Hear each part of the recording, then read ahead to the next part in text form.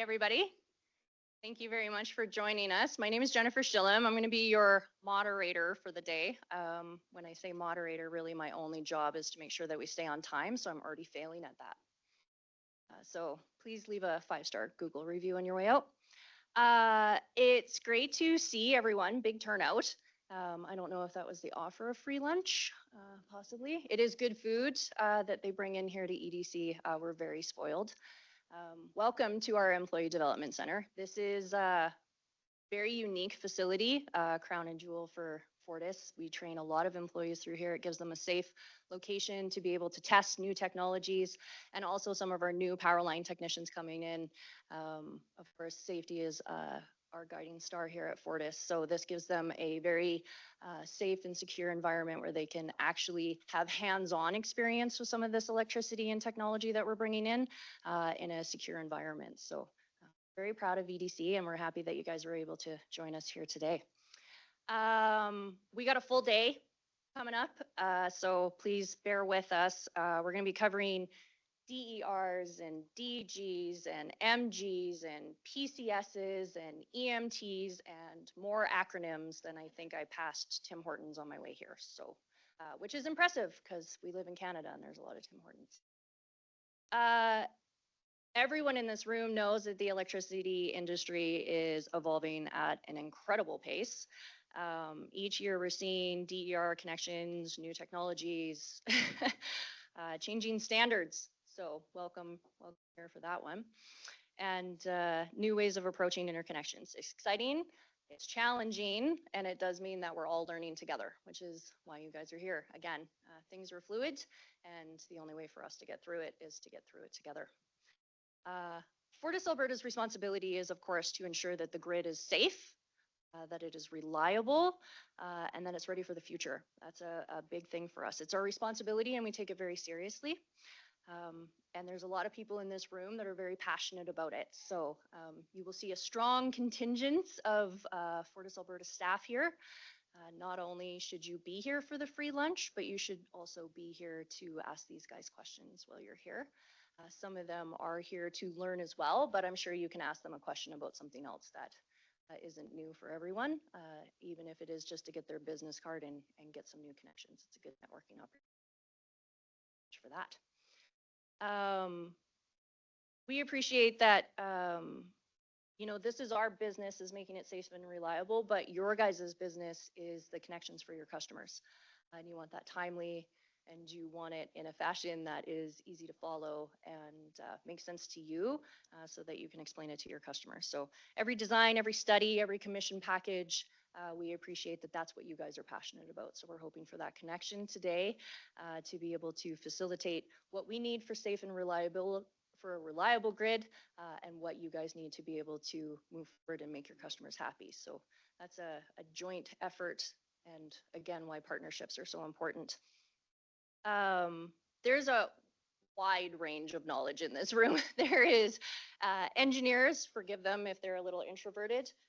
There is also, you know, people who specialize in design. We've got protection and controls, commissioning, modeling, project delivery. Everyone is here and in this room. So the different perspectives is exactly why these sessions are so valuable, and where they bring their value is honest feedback.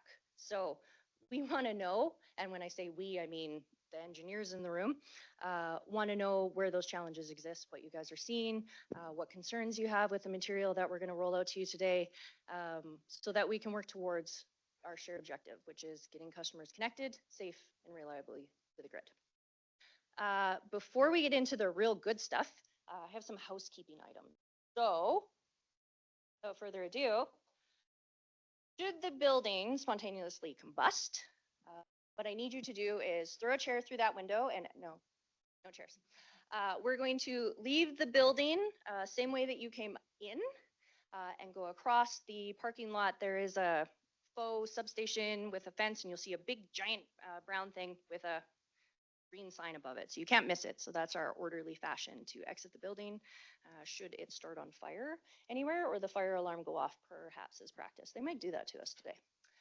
Tornado. So anyone who lives in central Alberta knows that Rocky Mountain House actually just had 2 tornadoes.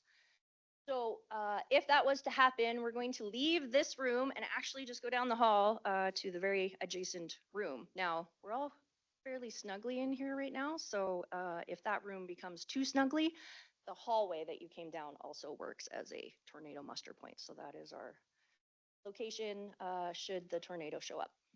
Washrooms. Everybody likes a washroom. So you passed one set of washrooms when you came into the building. And what we have available for you is a second set of washrooms because, of course, there is a lot of you. So what you're going to do is you're going to go down this hallway and turn right and go through a set of doors. And that's going to put you in our overhead lab. I need you to stick to the pavement. The overhead lab is a training lab. There are hazards on the floor, things you can trip on, things you can hit your head on, all of that kind of fun stuff. So please don't wander. I know that it looks really cool and it is a very fun facility. So at the end of the day, if anyone is interested and you want to stick around, just let me know and I can have our EDC manager just do a quick tour in the overhead lab if you are so inclined. Housekeeping items. This is our agenda. So this is where I'm failing as a moderator, which is also why I talk really fast. So I can slow it up or speed it down and we're going to talk really fast.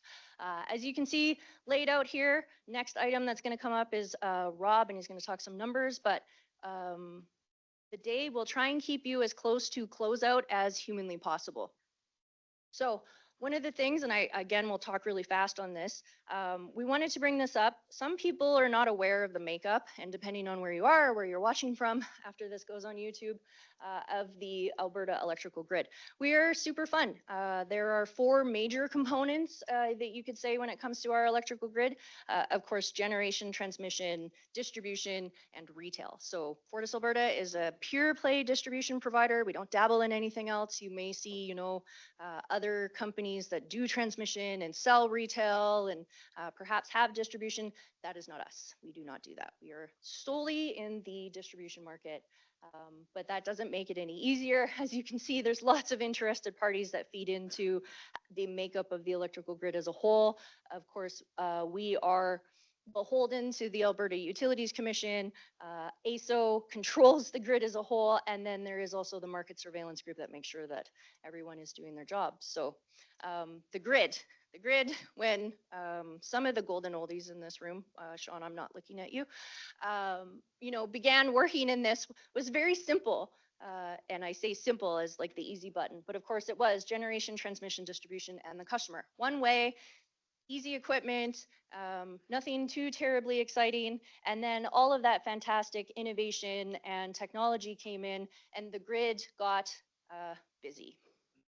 And so now we have a very busy grid. And now we have you guys who want to put things onto the grid and go the opposite direction of what made it easy and fun to play with. And so now there's all this chaos and confusion and wacky inflatable flailing arms tube man. So we're here to make sure that we try to adopt as fast as we can, make sure it's safe as we can, and hopefully make your guys lives not too miserable in the process.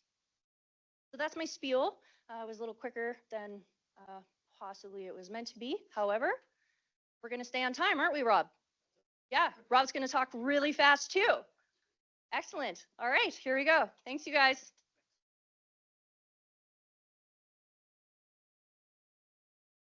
Good morning and welcome, everyone. I know quite a few faces in here from the past sessions that we've held over at the MG over the years. We've opened it up more into the large MG, and all DER as a whole. So before I get started, I've got 15 minutes here. I'm going to try and do this as fast as I can. So welcome, everyone. Just want to let everybody know that so far this year, we have connected 2,100 small MGs,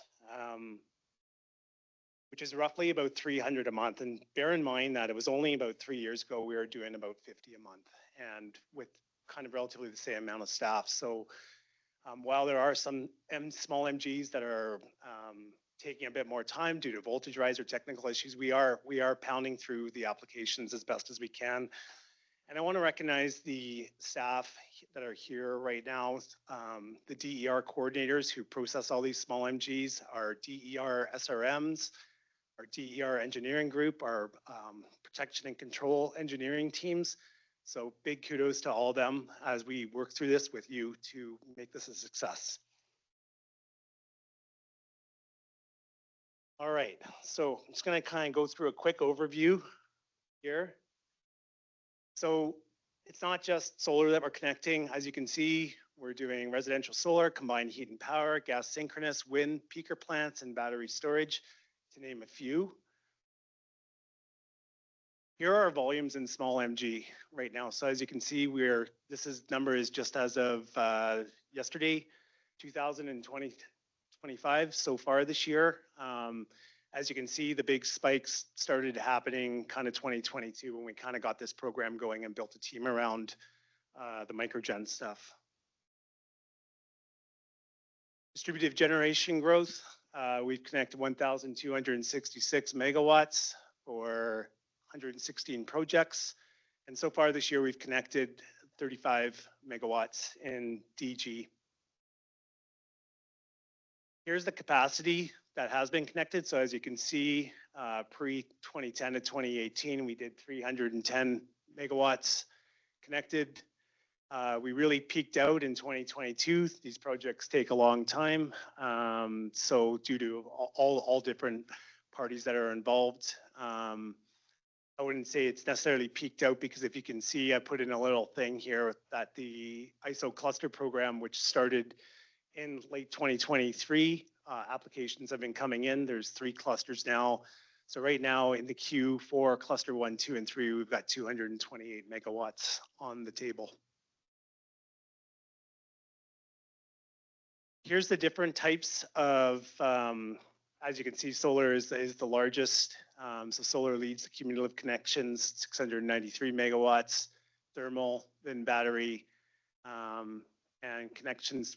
We're peaking out at in 2023 again. Once these cluster studies and programs go going, we'll probably be back up at that number again. So what have we done over the last 4 years around this whole DER program? So we didn't have a small microgen team or prior to 2022. We started that out, and I know some of you were part of the meetings in 2023 around that. So a dedicated team managing intake and coordination of residential and small microgen projects. We do have a resource now for large microgen, as we've seen growth in that category as well, and that's worked out very well. We brought in an engineer into my team, Jude Marasegan, who's here today, which has really helped our team out in terms of building the bridge between key accounts and the engineering group. And we work very collaboratively together, but things have just gotten so technical that it was beyond what we could do and try and get first response back. So having an engineer within our group has been fantastic. The DER engineering team, who plays a major role. That's Jack Tuo's group, who's here today. And then, of course, PowerClerk software, which is something that we implemented. It went live in 2024 in June. Again, I've done presentations on it. Long story short is we learned some lessons from our sister utilities down south. It's been a great success for us in terms of the small microgen program. So what has PowerClerk done for us? It's improved our interconnection approvals, online applications. So for those of you that used to make the applications, it was done by email. There was a lot of back and forth back in those days, and whether that's erroneous applications or whether invalid information, it was just emails back and forth. This is a lot more automated. We're still working through it. It has been 2 years, but we're only touching a little bit of what PowerClerk can do. We've learned a lot from it. As you can see, as I said, we've connected over 2,000 so far this year. It was only prior, like 2022, even in 2023, we might have been at about a quarter of that at this point in time. So it is working. So looking ahead, because we have found the successes with PowerClerk, we are looking to bring in PowerClerk into the large microgen and also hopefully down the road into distributed generation, just because from an organizational perspective. So for those of you that have used PowerClerk, I just wanted to let you know some of the stuff that we're doing now. We have brought in AI into PowerClerk. We're one of the first utilities that has done it. There's a couple of others in the States that have done it. We're finding great success with it. Basically, it's our engineer within our group and the EIT within our group are building pretty much a virtual engineer within PowerClerk. So while we used to manually review SLDs, we're actually having AI do a review right away. And then it still is manually being as we work through it. We are finding a lot of efficiencies with it. And this is just the start. So basically it's attachment agents. We can build our own virtual engineers. There's a studio for the DER coordinators and the engineering team to create these virtual engineers. PowerClerk Assistant, conversational interface that boosts productivity and keeps moving forward, and workflow insights. So essentially, from what I understand, an SLD can be reviewed in 30 to 45 seconds, which really helps out with our efficiency. And again, we're just kind of getting started with this. Wanted to provide an example here. I know that this is a very hard slide to kind of see, but essentially what we've got here is when PowerClerk goes into the SLD, so there's the SLD, it's kind of going through what's passed and what's failed. And then we can manually review that afterwards. And again, the more kind of fails we see or passes we see, the better we can get with this tool. It's really exciting. And again, I think we're just touching the surface on what this tool can do. So I'm actually going to be, I've done a lot of speaking on this subject. So if there's any questions today, please feel free to reach out to me if you want to talk about PowerClerk or anything you'd like to see, anything you'd like to have changed. I'm open to that. I know I've talked to quite a few people, and we relied on industry to help us with this tool.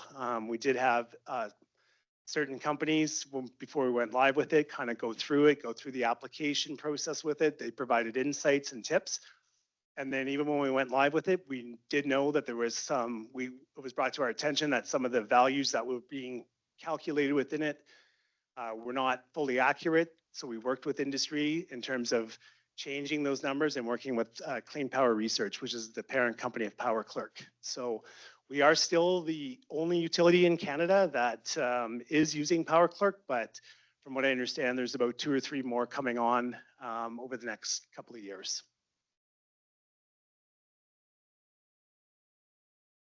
And I've got 4 minutes. So does anybody have any questions for me before we get started?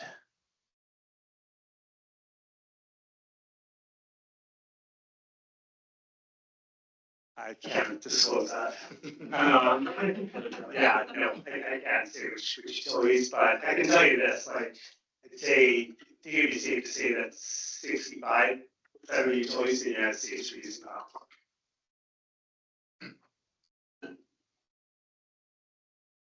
We're all good? Okay, well, once again, welcome. Thanks so much for attending this session today. We're hoping to maybe do this, once a year as we move forward and working and collaborating with the industry. Thank you very much. Thank you so much, Rob, and thank you everyone for not having any questions for him so that we could speed along. Jude's going to come up next and have a quick conversation with you guys. ER standards and what we're rolling out today. So I'm not going to cover the real technical details. I'll be with Darren and Keaton, but just thought I'd share kind of the journey of what led into what we rolled out. How I'm thinking of doing that is kind of 5 core parts. to talk about what's changed materially from our lens, what we've been doing, what the core components are that led to it, and what that means from a customer journey.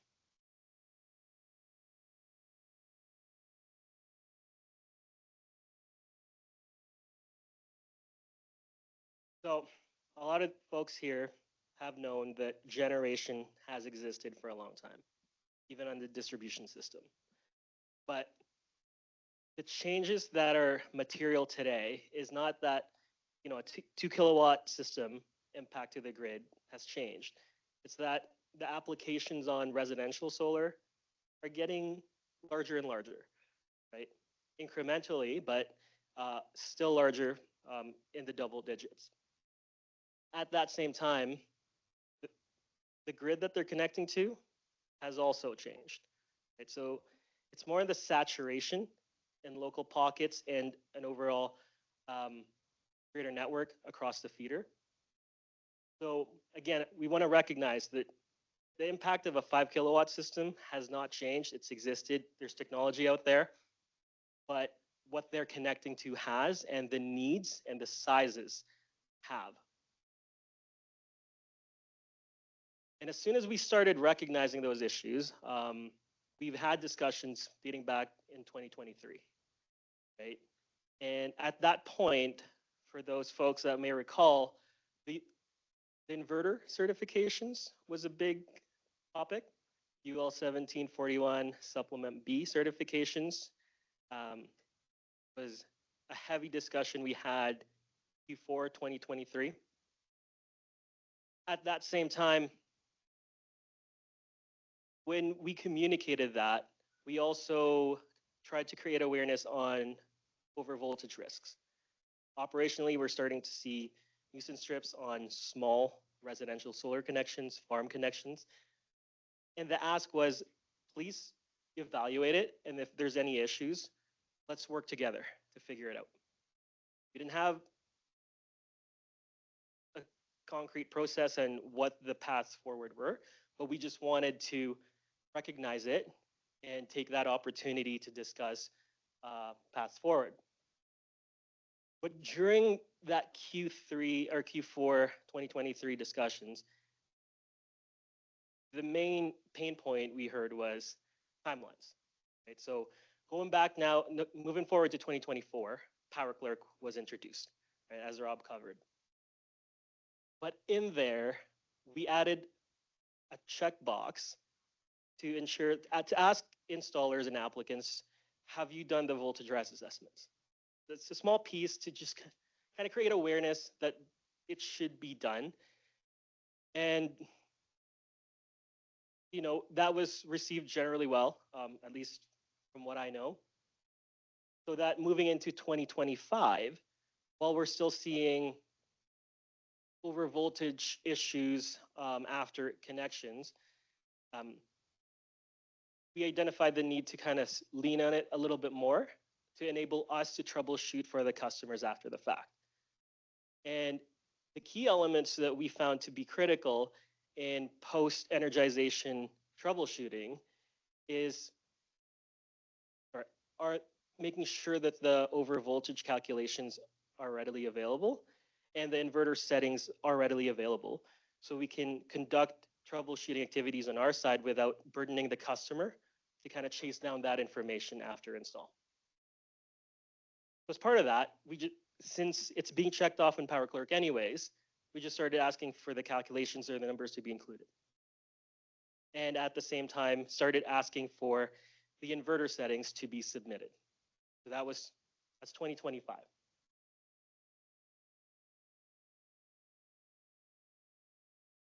Again, these are the two items that became core in what we've identified to enable continued operations so that our customers, both our customers, get the returns they need, right? The investments they make in energy systems actually benefit them. And as part of that discussion, we started, when we ask for these over voltage assessments, we asked folks, like I see faces here that I've had this direct discussion with, assume 106% at service entrance. That's the voltage that we comply with at our emergency limits, CSA 2 through 5. And it would only be prudent that, when we ask industry to provide these calculations, we ensure ourselves as a utility that we can maintain that voltage as part of the post application. So we started conducting, or tried to start conducting the evaluations on our side. But what that required is complete retooling of what we have today. On top of that, resourcing internally, right? And training, policy development, and establishing potential paths forward. And we recognize that, we've had projects the last year that had to wait a few months as we established paths forwards for it. But I just want to clarify, when an overvoltage risk is identified as part of the application, we're not in the position to just allow it through knowing the risk on the customer. Right? We as fast as we could, we wanted to really pin down the probability of that issue to what we can comment on and establish the path forward should they choose to proceed. It took a little bit, but during those conversations, we identified a potential solution of leveraging what we've asked for in the past. Inverter settings, advanced control modes, specifically volt-watt mode, right? So to automatically curtail generation instead of experiencing an overvoltage trip. And as part of that, we recognize that it would be another change in process as part of the install for the industry. And we saw that as an opportunity to represent industry directly to the manufacturers. So since then, with projects pursuing volt-watt mode as an option, we directly worked with the manufacturers to establish grid profiles, so that at part of commissioning, it'd be a drop down. Everything's been already vetted by us, so it wouldn't be too much deviation from what's already being done as part of the inverter setting submission. So that's kind of the overvoltage piece, background of what we're rolling out today and what happened there. But capacity, substation capacity, hosting capability of the distribution system was a big topic for a while, but 2025, there were a lot of conversations that happened there. And we recognize that the industry has told us repeatedly, there's technology for this, there's technology for this. Why can't we leverage that? And, under the Electric Utilities Act, our obligation of safe and reliable service, we leaned more on the utility grade protection, 32R. That was our immediate response. But when we were discussing volt-watt mode and establishing grid profiles with the manufacturers, with those, with that information in the back, we just tabled it kind of incrementally throughout those conversations. Hey, there's this certification that we could leverage to ensure that utilities protected around export limits. What is it? And with the comments in 2025, that allowed us to engage with the manufacturers to really understand how we can progress with it. So I want to say it's by chance, but it's all the incremental steps that we've been taking that allowed for PCS to be put in our standard today, right? So the overvoltage piece that we work together on, and knowing that you guys are ready to implement technology on your side for export control limits, it really enabled us to lean into it, to know that there will be an uptake, we're seeing already in those applications. And at that same time, what that's led to is the customer journey, right? So in 2023, I go back to that. We said, look at overvoltage risks and we'll work together. What we are trying to do now is, with you, we identify the risks involved with a project, but with a more, I won't say concrete, but a more established path forward, right? So projects aren't being stalled without any solutions. Our customers and yourselves investing time on a site will actually have a practical path forward rather than a big, well, this is our standard 32R. I'm just thinking capacity constraint. Let's see what you come up with. So we completely recognize the need to collaborate, to listen to industry as you guys come back with proposals. We try to turn it around as quick as we can, but balancing act of, our obligation under the act being advancing novel solutions. It might not be on your side, but from a utility lens, we have to look at this from a scalable perspective. But that said, the overvoltage, the capacity, the volt-watt mode that's going to be talked about later today, and the PCS process and those requirements. This is the background to that.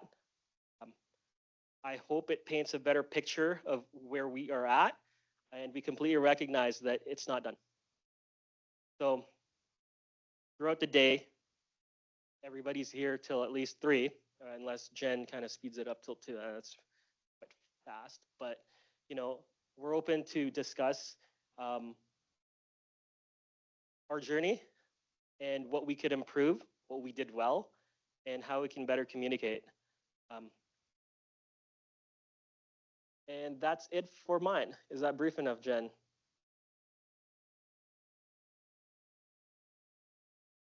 Any high level, like burning questions?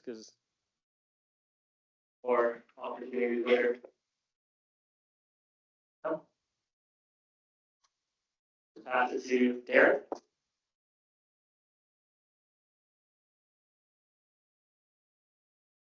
Tax team.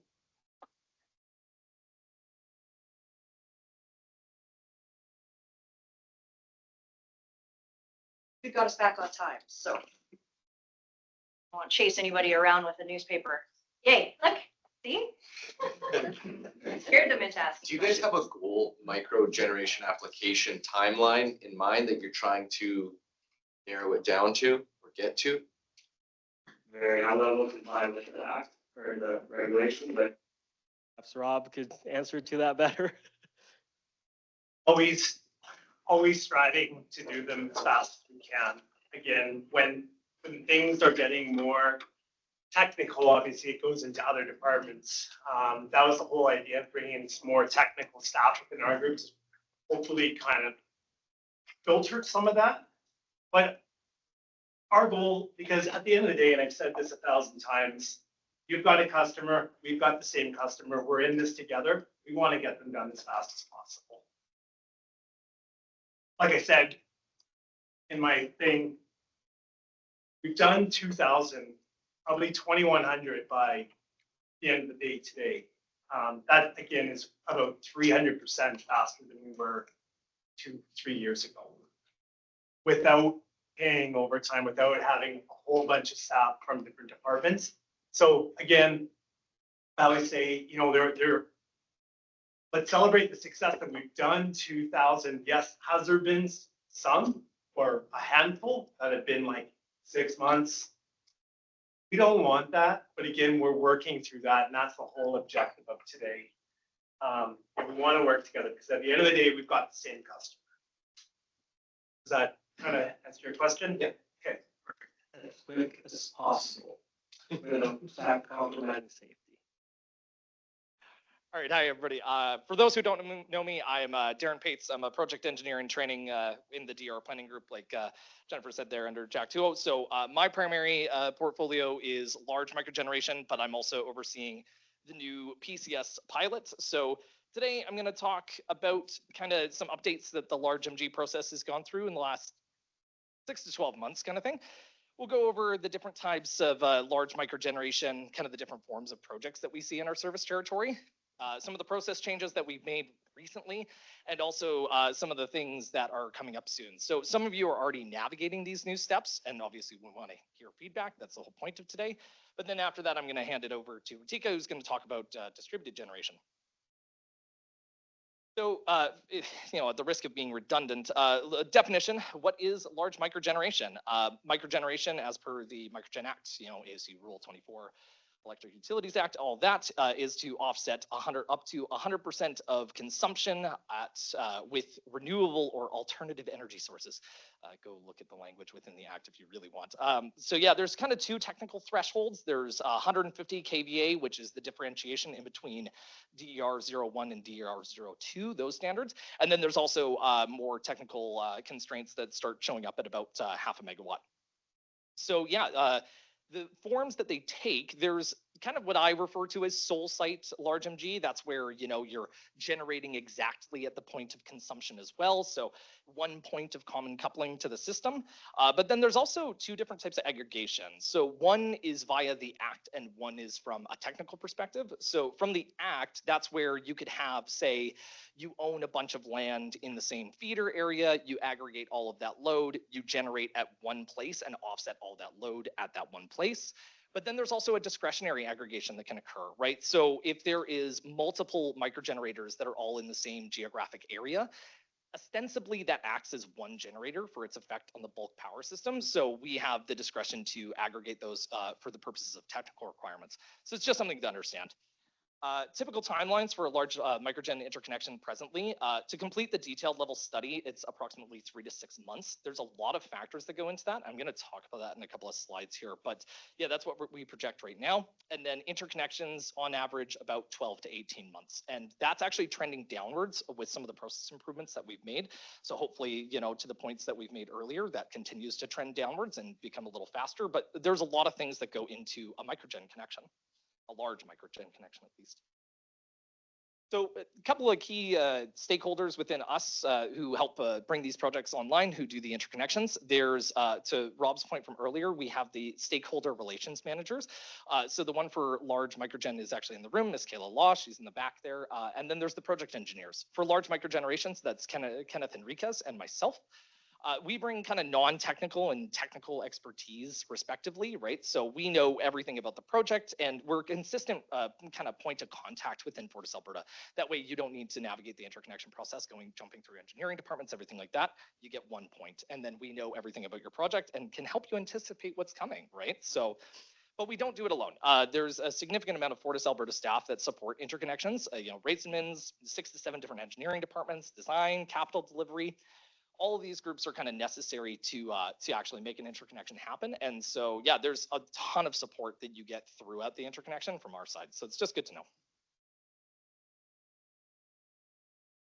So kind of the key governing document, I didn't mention it, but the detailed level study is kind of the key governing document for interconnections, right? So what it is, for those who aren't familiar with it, and many of you will be very familiar with it, it is a comprehensive technical assessment that identifies technical requirements that DER interconnections have to comply with.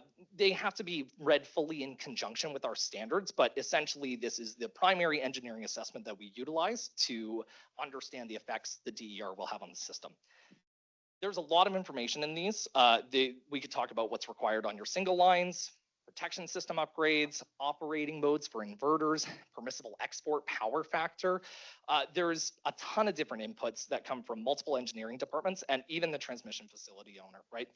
So a key point to understand about the DLS is that it is an engineering assessment. It won't begin until we have all the required documentation that is required to make the assumptions that we have to make for this. So yeah, like I said, there's a ton of different inputs and impacts of the system is fully studied through this process. One of the things we've introduced, so this is going into procedural improvements for large microgen. Interconnections have a really significant amount of inputs that go into them, and that doesn't just stop at the detailed level study level. So we've introduced an onboarding presentation that we invite both customers and proponent consultants to attend. It's a great opportunity to kind of see the road ahead once you've received the DLS results and, discuss kind of the interconnection requirements your project will be subject to, and also kind of just look at the general process, right? So if this is your first large microgen, you've never done that before, it can be a fairly steep climb. Like, we understand that. And so this presentation was introduced to educate everybody on the team, and including your customers, right? So, a customer may not have done a large microgen before and they don't understand what it looks like. So this is very much for them as well. So yeah, like, it just helps with stakeholder management, right? So customers understand the whole scope of what their interconnection realistically looks like. One key point that I really want to highlight here is that we really strongly recommend against procurement or construction of large microgen sites until the DLS is received. Procurement prior to understanding the technical deliverables for a project introduces significant risk. You could be exposed to redesigning portions of the facility, need to introduce more protection equipment, or the results of your engineering studies could indicate unacceptable performance. The point I'm really trying to make is that the risk could be substantial to the project if you procure and construct prior to receiving the DLS results. It's a really critical thing. What we've introduced is an acceptance timeline for the detailed level study. So projects now have 30 days to accept the results of the requirements that we present to ensure that projects that enter the queue are prepared to do so, right? So any changes to the assumptions that we had to make for our engineering assessments, like generation capacity, that requires a new assessment to be completed. So it's just a key thing to know that once you kind of get the DLS technical requirements kind of lock in a little bit. Another thing that we've introduced is really commonplace project management tool, Gantt chart. Even if you've never seen one before, which is probably pretty unlikely, they're really easy to help visualize a project's process and kind of where things are going to go. A large MG with reviews and submissions can have almost 100 steps or tasks from the DLS up to their in-service. So to help visualize that, the Gantt chart is kind of a good way to see what's going on. So it helps you see the projected in-service dates, any deliverables that are remaining, and even do things like coordinate site witnessing activities, right? So it's a living document. We update it as things go along. And yeah, here's just kind of a highlight. This is really condensed down because, like I said, I don't want 100 things on my screen. So another thing that we've started doing is with the stakeholder relations manager and the project engineers, we have regular check-in meetings now with large MG teams. They're not mandatory, but they are for everybody's benefits. If you have questions that need larger discussions than what an email thread maybe would dictate, it's a great opportunity to have those discussions. It's a great time also to have FaceTime with us to understand what's the technical road ahead, right? And so typically we'll go over the Gantt chart, we'll look at deliverable status, have an open discussion if you have questions, right? Are you at the end of the 110-day package? What's coming next? Is there something outstanding, right? So it gives everybody, all project members, a good window into the project's app. Another thing I just want to highlight is that we have a responsibility to treat all generation queue participants fairly, right? So if projects are failing to progress efficiently through the interconnection process, removal from the queue is possible. A project, that reserves capacity but isn't utilizing it for a substantial period of time is potentially unfair to queue participants behind it. And something to know about this is that FortisAlberta's system, as we kind of alluded to, it's not static. It's a highly dynamic system that goes through a number of changes in a given month or a given year. So because of which the DLS results, the engineering assessment results, are only valid for a single year. After that year, projects must be reassessed to make sure that the assumptions that we made through that assessment process, they're still valid, right? And that's one of the reasons why we say that projects have to move efficiently through the process, right? Like if on reassessment, like those assumptions might break down. That's what we've done, but where are we going? There's a lot more process improvements in development. The first one I'll highlight is the large MG interconnection guide. So the current DER interconnection guide is, it contains a lot of information that's related to distributed generation. Not all of which is necessarily applicable to large MG, right? Like maybe ASO involvement and things like that. So due to that different nature between MG and DG, acronyms, we want a document that's specific to each domain. So yeah, we're also going to be updating how the DLS results are presented. So the current DLS, for anybody in this room who's received one, knows that they're pretty beefy documents sometimes. So we're going to be updating the template to simplify how those requirements are actually stated. It's organized in a new way so that related requirements are closer together. It's overall a bit more functional. And yeah, to go to Jordan's question, 10 minutes later, we're actually going to be updating our hosting capacity map with some additional constraints. So presently, the map mostly shows distribution level system constraints. So that's what you're seeing when you look at it. But now what we're adding in is transmission level constraints as well. So one of the things that we're updating the map with is reverse power flow limits at the substation. And then later in the next kind of development cycle, we're going to be adding another layer to show what would happen if you upgraded the distribution system, possibly, right? So bear in mind, that's not a substitute for DLS results, you know, but hopefully gives you a better picture prior to undergoing engineering assessment. So that's where that's going. Hopefully that answers your question sufficiently. Yeah, fair enough. The last thing is we're introducing the large MG letter of understanding. Really what this is it's a stakeholder management tool that is going to communicate basically everything I've just talked about, right? You know, we're going to highlight timelines, procurement warnings, things like that. The intent is for that letter to be issued to both consultants and customers when the DLS is requested. And it also just helps communicate what the interconnection looks like and sets expectations earlier in the process. That's also something we're actively soliciting feedback for. So if you think that there's something that you want to have said to your customer more upfront, please tell us. We want to hear that, and we'll try to incorporate that language, right? Next is the large MG roadmap. We've got a roadmap graphic in development, kind of just a one-page explanation of what the process looks like. It's coming soon, as you can see here. It's just about completed, so it just helps see the process in one visual. And before I hand it over to Ritika here, I'll just kind of talk about some of the challenges we're seeing in the large MG space.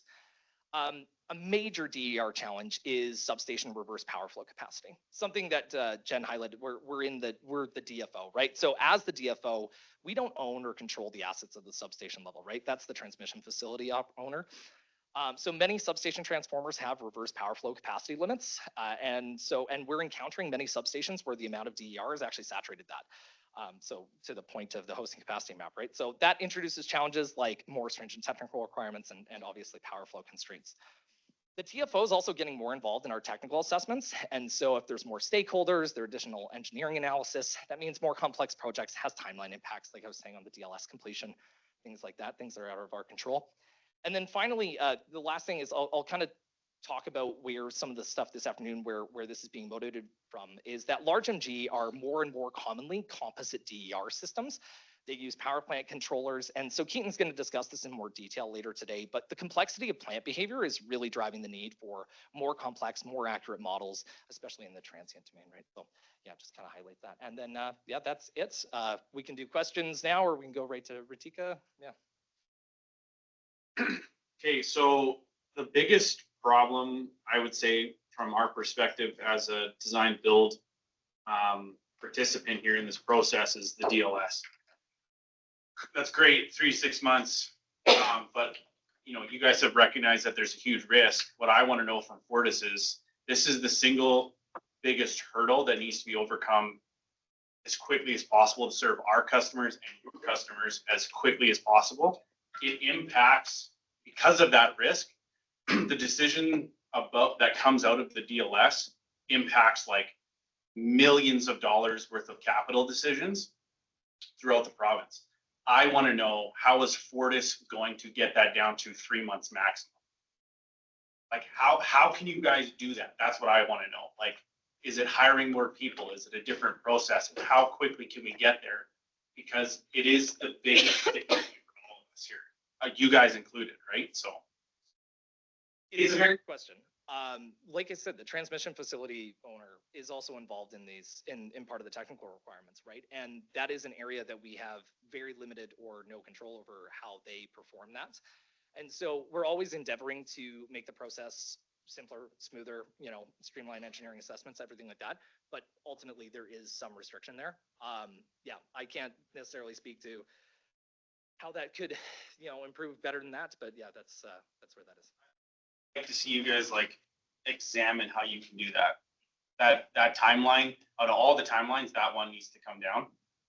The second question I have for you is, you're saying that going forward, DLSs are only good for 1 year. I'm a little unclear how that makes sense if it's going to take us 18 months to get to interconnect once the DLS has been given. So if you can clarify what you mean by that, that doesn't make a ton of sense to me. Can we go back to your first question and just ask, Like, what would you see? Like, I guess, like, if we're providing feedback, like, there's going to be an open feedback here, right? So what kind of impacts does the DLS timeline have on you, right? Like, in terms of a project developer, right? we have clients that want to move ahead, whether it's a spec build and we're getting tenants into the building, whether it is a large client that's trying to make a decision on whether or not they're going to come and bring their head office to Edmonton, right? They want to know if they can put solar on the building. That's a key component of how the financials all work, and a 6-month delay in trying to get that understanding. And then for us to come back to them and be like, actually, we can't connect because Fortis won't let you, or it's going to cost you another $500,000 as a result. That completely blows the business case out of the water. They're then going, that reflects very poorly on us. And ultimately it reflects poorly on you guys because we can't get the answer quick enough. The problem is that our clients are looking at us and they're going, we can get an answer on the load side in like 3 weeks. Why is this taking 6 months on the other side? So the customer is seeing this misalignment and they're saying we're being served by Fortis in this one area really well, and we are not being served by Fortis well in this other area. What is wrong with Fortis is the question. Sure. And up there as well. So I think from the perspective. Can you get him a mic, please? Oh, I am already on On my my way. way. I know Jack is loud as I am. Yeah, Yeah, I like the mic. Yeah, I was a little bit quiet on that side. So I guess for the detail level study, some of the challenges for DG is for large MG is that we are not only doing the detail level assessment for the large MG, but also there's the consideration of the distributed generation and other MGs on the system as well. So it takes a little bit more time to collaborate these information and for us to correctly modeling the system. So for load modeling, it's fairly simple and straightforward. Historically, we add a load there and then all the information already included on our production model. But for DG, we do have to look into other generations, changes, scope, size, and everything, and then make sure that we included all the correct information on our modeling. So that's why the DG modeling could be a little bit more complicated than load, and that's what kind of triggering the longer timeline there. But I think the question I do have for you there, Clayton, is really from the detail level study, what would be the most important information for you guys to make decision for the customer? Would that be the capacity for your project, or what exactly information that? Much as I've applied for. Okay, so that is something that I think Darren talked about, the updating of the housing capacity map. So there's so what he explained there, for the updating of the housing capacity map, you are going to add another layer showing the reverse power flow constraints from the transmission facility owner. That's one improvement we are going to make. And the second thing we are going to try to help with the developers deciding the remainder housing capacity is we are going to try to provide a calculation on our website to show how much remainder capacity we would have at any substation transformer and feeder. So that when you plan the MG project for your customer, what we are hoping for is you enter the site ID of the customer, and then the website can pop out whether we have sufficient capacity to connect your large MG or not, right? So essentially, it'll be we are hoping to wrap it up by end of this year. Probably it may carry into next year because we do need some IT involvement for this, but what we are hoping to provide is a really simple calculator rather than you guys to screen around the capacity on a map. We want you to just enter the site ID and then it tells you whether that site has a capacity. For an existing customer. Yeah.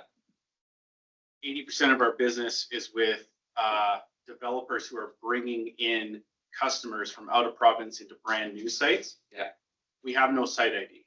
We have no load profile. We know what they're going to consume because we're doing that with the engineers. We're figuring out what the electrical consumption is going to be to a high level.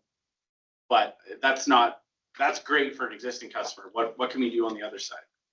I think we can also sort of to satisfy this kind of need, we can potentially develop another tool, very similar to the one that I just talked about. Like you enter the capacity that you need, see if there's enough sufficient substation transformer capacity for that connection. So, I mean, all these kind of calculations just require the similar background data, which Darren has developed a spreadsheet for it already. So Darren has helped pull all the FortisAlberta DER information capacity on spreadsheet. And with the outlinks reverse power flow capacity information, we can calculate what is the remainder housing capacity for any substation transformer and feeder.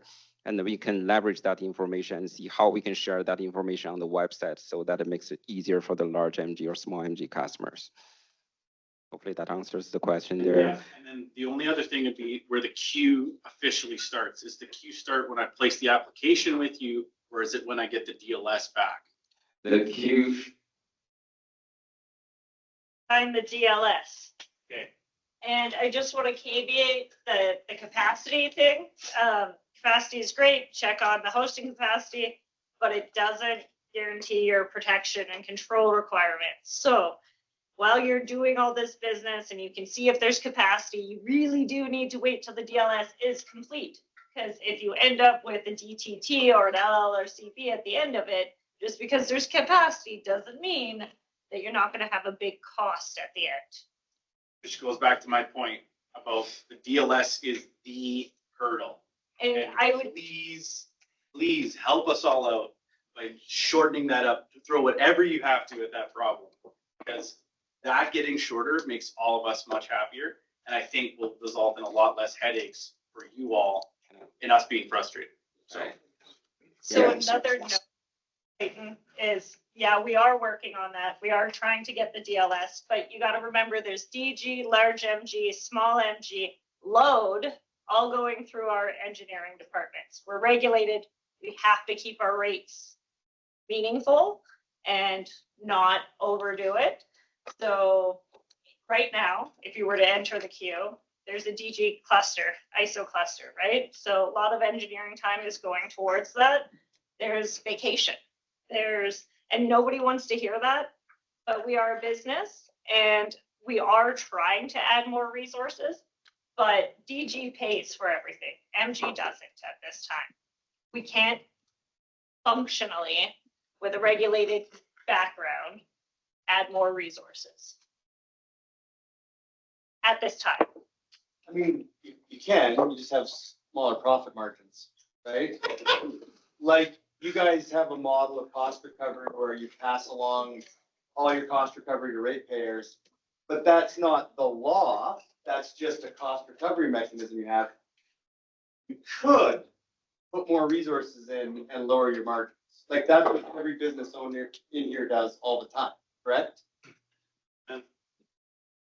I think that's more of a regulatory and business conversation. So, but I do want to add on what Kayla just mentioned about the DGs and large MG and everything all together in the queue, right? Because DG, large MG, and small MG, they all play different timelines here, and we do have to carefully manage this queue, make sure it's fair and equal to all the customer. DG projects sometimes can change and withdraw from the queue, right? So housing capacity map itself is dynamic.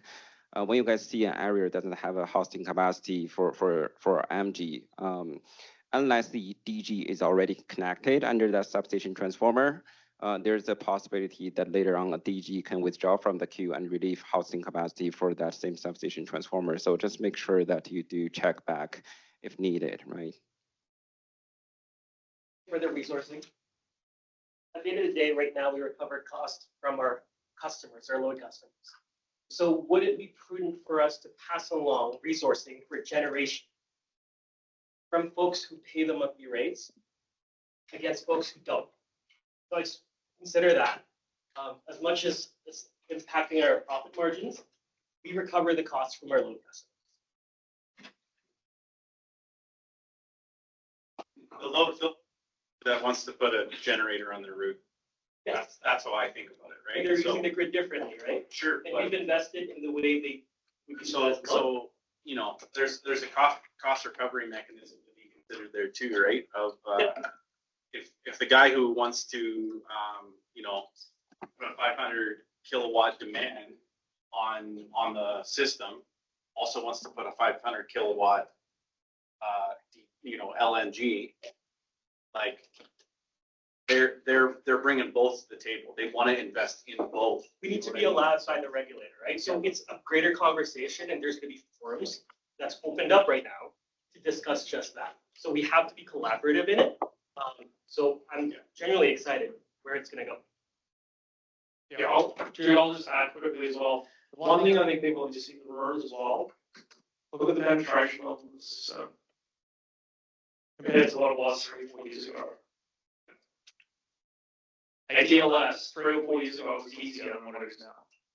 Because you've got like 5 or 6 generators in a single location. So modeling all those all at once adds a lot to the timeline.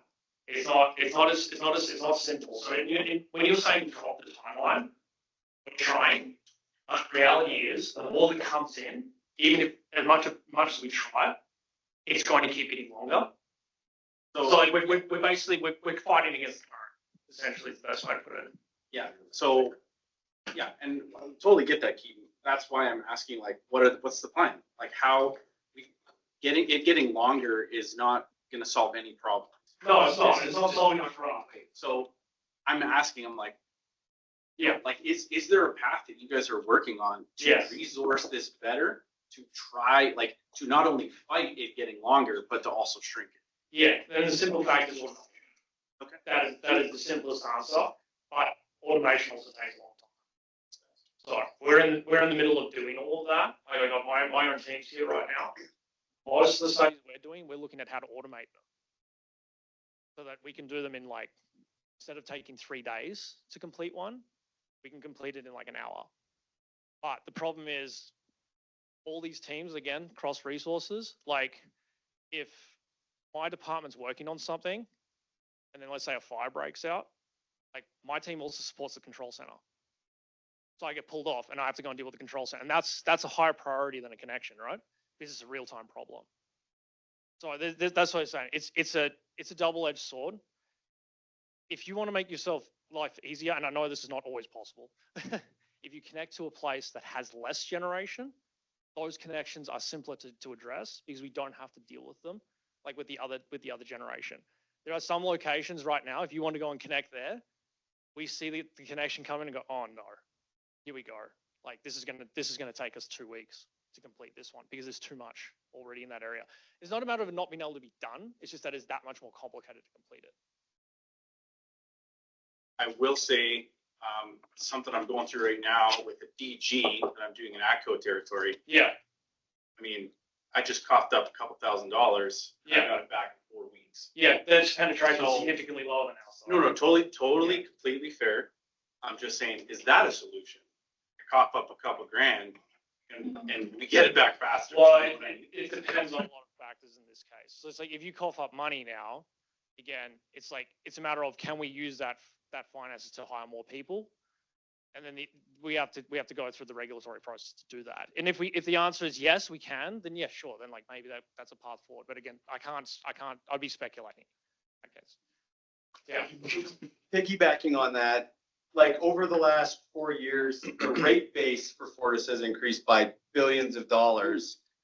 So is there a plan then to increase hosting capacity as that rate base grows? Like, do these two things grow in parallel? Because right now, In what context? well, okay, so right now it seems like hosting capacity is a finite resource that's being used. So just on, In what context? okay, so let's Low say, generation. let's say below 100, there's two, below 150 kilowatts. Let's say in that. Low generation. That's right, yeah. No, which one? Sorry, Which one are you talking about? Low generation. generate, so Okay. your rate base has grown in terms of load, right? So money you guys are taking in. Yes. Yes. We taking money based on load. That's yes. right, that's right. So like, you guys haven't increased your margins or anything, but your rate base has grown, right? Meaning Fortis as a corporation is got more customers, more people are coming to Alberta, more industry. I It's all can't good. comment on that. I don't know. Yeah, that's fine, yeah. So what I guess I'm concerned about, this is kind of going back to my original question, is I'm watching the hosting capacity map, and it looks to me like a resource that's finite, that we're reaching a point where look at our penetration, look at the saturation, right? Yeah. These are things that tell me that we're reaching a point where it's like a race to connect at this point. That's how it feels, right? And I mean, maybe I'm We wrong. got the capacity map, right? That's right. Yeah, that's right. So like Yeah, you're saying, you know, you want to know whether a business can come in here, develop a property, connect. And the answer might be no, because that area is full. You cannot host any more generation on that. Yeah, no, I can talk about the hosting capacity. The other part of the reason I started walking up here was because I know that most of the people in the room aren't working on that, my team's working on that. Yeah. So that's the other reason why, basically, why I was coming up. On the hosting capacity plans, we run a fixed hosting capacity because we don't have any other way of doing it right now. So it's fixed. So basically, we have to make certain assumptions about how much generation is being pushed onto the system and how much load is coming back. We're working on dynamic hosting right now. Problem with dynamic hosting is it takes stages. Like you need to do it in stages. First stage you need is an ADMS. We're just about done with that. I think we might be done actually. But anyway, ADMS is one. We need to do a GIS upgrade. We're in the middle of that. The next one you need a DERMS, which will manage the system dynamically, right? That we have not got yet. But the dynamic hosting capacity criteria and DERMS need to be developed in tandem with each other. That's where we're at next. Once that's complete, we have to pilot it, make sure that it's working. And then basically from there, you can then get multiple different hosting capacities. You'll have a fixed hosting capacity, you'll have a minimum capacity, and then you'll have the flexible capacity. Once you exhaust that, you're at upgrades. That's all you can do. You can't do anything else. So in short, we're moving from fixed hosting capacity into dynamic hosting, but it's going to take a few years to get to that point. So in terms of, is it saturated, like fully saturated? On fixed hosting, yeah, in a lot of locations it is. In dynamic hosting, maybe not, but the thing is you need the infrastructure in place to do it safely. So, but potentially in areas where it's saturated, there may be another way to do generation that doesn't export to the grid. Is that something, I know that's PCS. Export?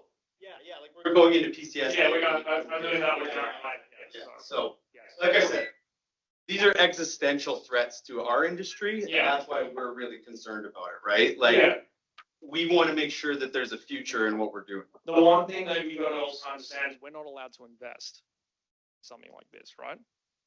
We're regulated not to. So there is that hurdle for us as well. So we can't go and invest in a lot of this tech without regulatory approval. So again, there's a lot of different hurdles in that sense. So it's like even if we wanted to go and upgrade the lines, for example, right? Let's say we want to go and upgrade everything. If we're doing it for generation, we'll get told no. But you're allowed to do it for demand.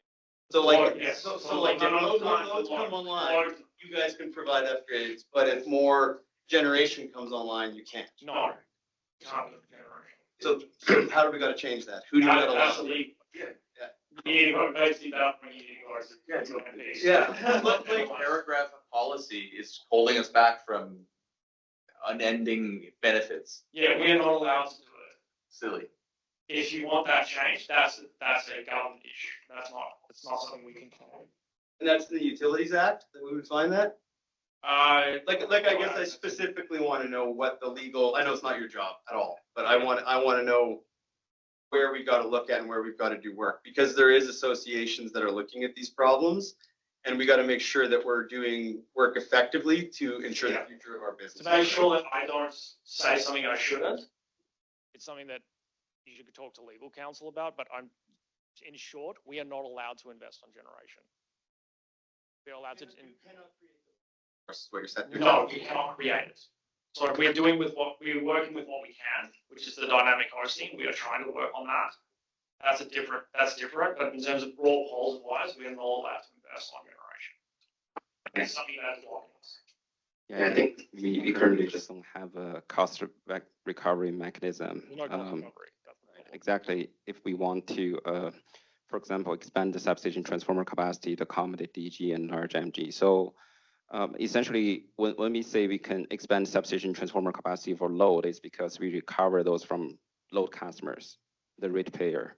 But currently, all these work we do for large MG is from our existing capital budget plan from single year. So, I mean, if we do work with the AUC and we identify there's a cost recovery mechanism that we can apply to the large MG, then this is something we can work with Outlink and the ISO and the AUC on to expand that capacity. But at the same time, if we do expand that substation transformer capacity, the large MG customer will definitely be on the hook to pay back those investments as well, right? So cost of increasing capacity. That's kind of where we're at, right? And I mean, I don't want to take up too much more oxygen in the room, but like the large users of capacity are often like industrial investment firms, not from Alberta. And it really pisses me off that regular Albertans are not able to connect to the resource because essentially investment companies are coming in from out of the country and using up all of our capacity. This is a real problem. It's actually happening. We've had this discussion already before offline, but it's again, it's like there is nothing, there's no mechanism for us to be able to deny that. So anyone that comes in, we are obligated to try and connect. Put out a notice to customers. It was on LinkedIn. It's around Rule 24. You can have your comments put in there. That would be a good place to start. Thank you. And then to add, Kayla, the large MG stakeholder relations manager in the corner there knows a thing or two. Vika, you're good to go. Am I skipping my part now? No, you don't have to Okay. skip your part. I Maybe saw a talk little as fast escape. as Darren did. That was impressive. Oh, that was very impressive. Thank you so much, Darren, for going over the large MG process and challenges. Good morning, everyone. My name is Ritika Joshi, and I oversee distribution generation connections. Let me the slide here. So I will be going over what the DG is and how the market has evolved, the interconnection process and queue management, also including ISO involvement. I'll also be going over timelines and project realities, key technical and stakeholder challenges, improvements FortisAlberta has implemented, and future initiatives to improve customer experience.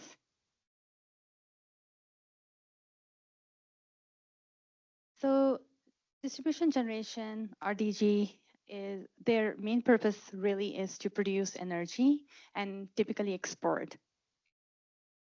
They also have to meet the FortisAlberta interconnection requirements, and they also have to satisfy both regulator requirements such as AUC and ISO if applicable. So under export, we usually see solar farms, wind farms, natural gas generation.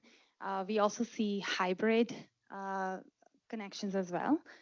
And also these days, we are also looking at battery energy storage system exporting. That being said, we also see a lot of some of the non-export projects as well. For example, there could be peak shaving BESS, which is basically used to reduce the peak demand from the grid for the customers. We can also see some standby generators or emergency generators that might parallel to our system, but they do not export. There can also be other forms of generation like solar PV that are definitely being used to offset the customer load. So we are seeing a lot of significant shift in the type of project proposals we are receiving. There is definitely a growing interest in commercial and industrial projects that are looking to reduce energy cost. We are also looking into more inverter-based resources such as solar PV and battery energy storage projects, or the hybrid of those two generator technologies. We are also seeing a lot of self-supply facilities just to offset the existing customer load. And we are finally also seeing a lot of BESS evaluating participation in ISO ancillary service market service such as FFR and CR.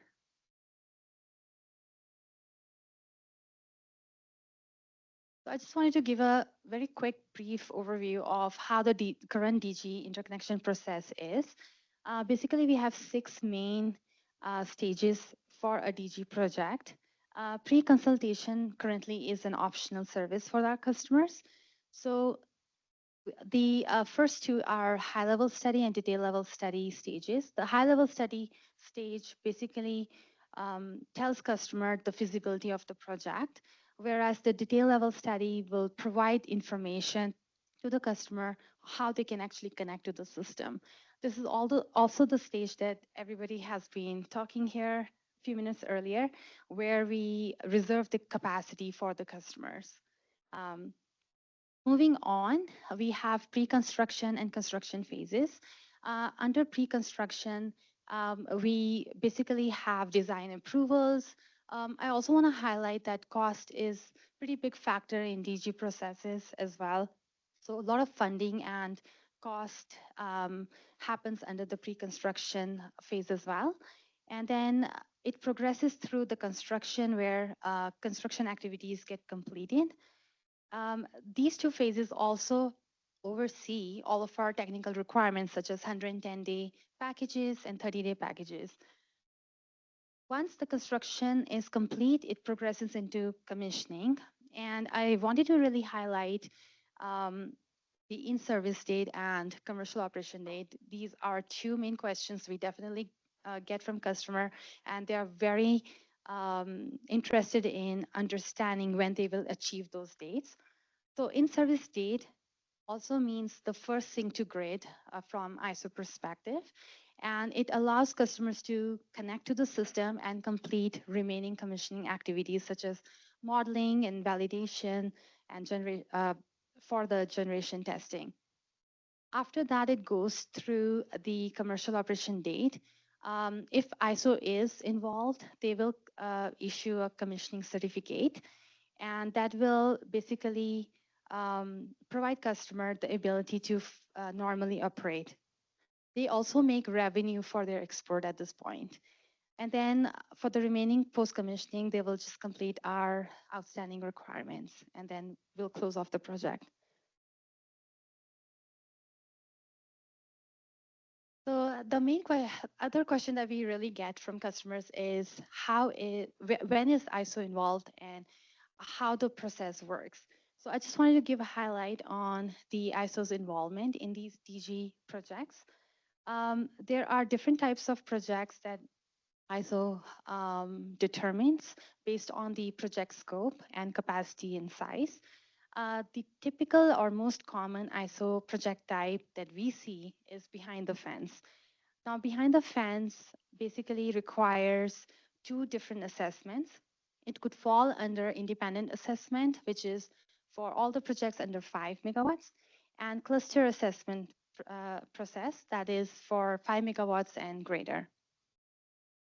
Under this type, we also see very minor modifications to transmission facilities, and the project does require ISO review and approval.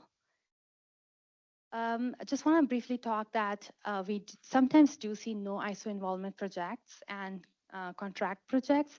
These are really small DG projects.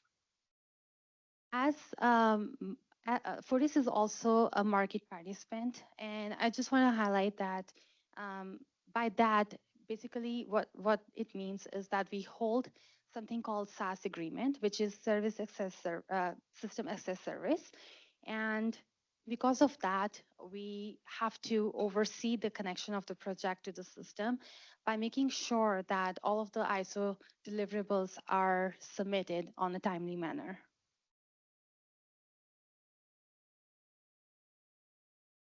So as per the ISO involvement and transmission scope, we can see these three different timelines for the projects. So for the no ISO involvement, which is under 5, we typically see 18 to 36 months. For a ISO cluster process, which is 5 megawatts and over, we can typically see 3 to 5 years. And then for the ISO independent process, we see 2 to 4 years. And now I have put a range there because it really varies from project to project, depending on the complexity of the project, the length of the project, size, and other requirements such as procurement, construction activities, funding, and so on.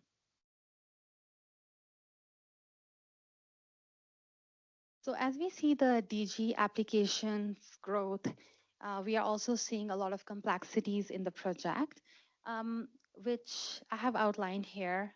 Some of the challenges we are facing right now, and I know Darren earlier stated that under microgeneration process as well are the substation constraints, distribution constraints, stakeholder coordination, and technical requirements.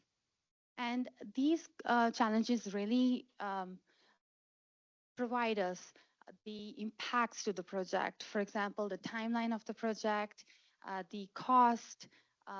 We also see a lot of the level of coordination that could change from project to project. I would also like to add, like, given the increase in inverter-based resources onto the system, such as solar PV and BESS, there are additional technical requirements that might be needed to ensure there is no adverse impact to our grid. So I think Keaton will delve more into that later on in the presentation. FortisAlberta has implemented some changes. The significant change we made was in 2025, where we moved the capacity reservation from high-level study to detail-level study. And the main reason we did that is because of the quality of information we receive at the detail level study phase is more refined and is much more helpful for the customers in order to determine the next steps and successfully connect their project. We also have placed some internal checks for our engineering review process. And we have already seen much more consistent and comprehensive technical assessments based on this improvement. We have also taken efforts to improve stakeholder collaboration. We are also using, similar to microgeneration, tools such as DG Gantt chart. We have also introduced timely meetings with the customer to go over the project risk early on. And we are also now doing more pre-site witness testing as well with the customers. We recently made some changes and revisions to our high-level study and detail-level study intake applications. These are now live on our website. And we are hoping that we will collect some more information up front that would require fewer clarification later on and a faster process. So this is just a sample of how our revised detail level study application looks like now. And we do have a DG Gantt chart here. I did not calculate the number of rows. I gave up after a while, but it definitely tells you who is waiting for who. So other initiatives that we have taken in the recent few years is that we are developing the scope change request form. We have been noticing a lot of scope changes in the projects, and we wanted to just capture these impacts of these changes early on so that we can engage proper technical teams to address any impacts to the timelines of the project. We are also developing lessons learned process, and this is really, the main goal really is to understand the challenges the completed projects had faced and hoping to improve, future DG connection for the projects.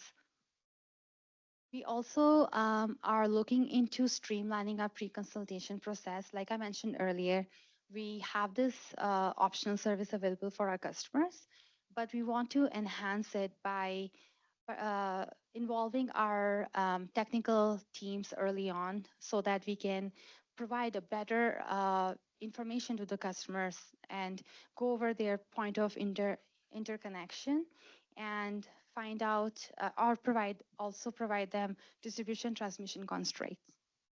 The last one that I have here is the web-based application forms. We are really excited about this one because currently we have the fillable PDFs, and we are hoping to take that to the web-based forms to improve the customer experience.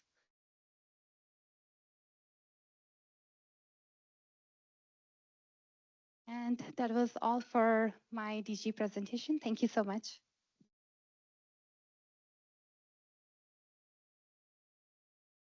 I appreciate some of you might have questions for Ritika. However, that is preventing you from your washroom breaks, so choose wisely. Anyone? What's the cost of a DLS compared to the large MG?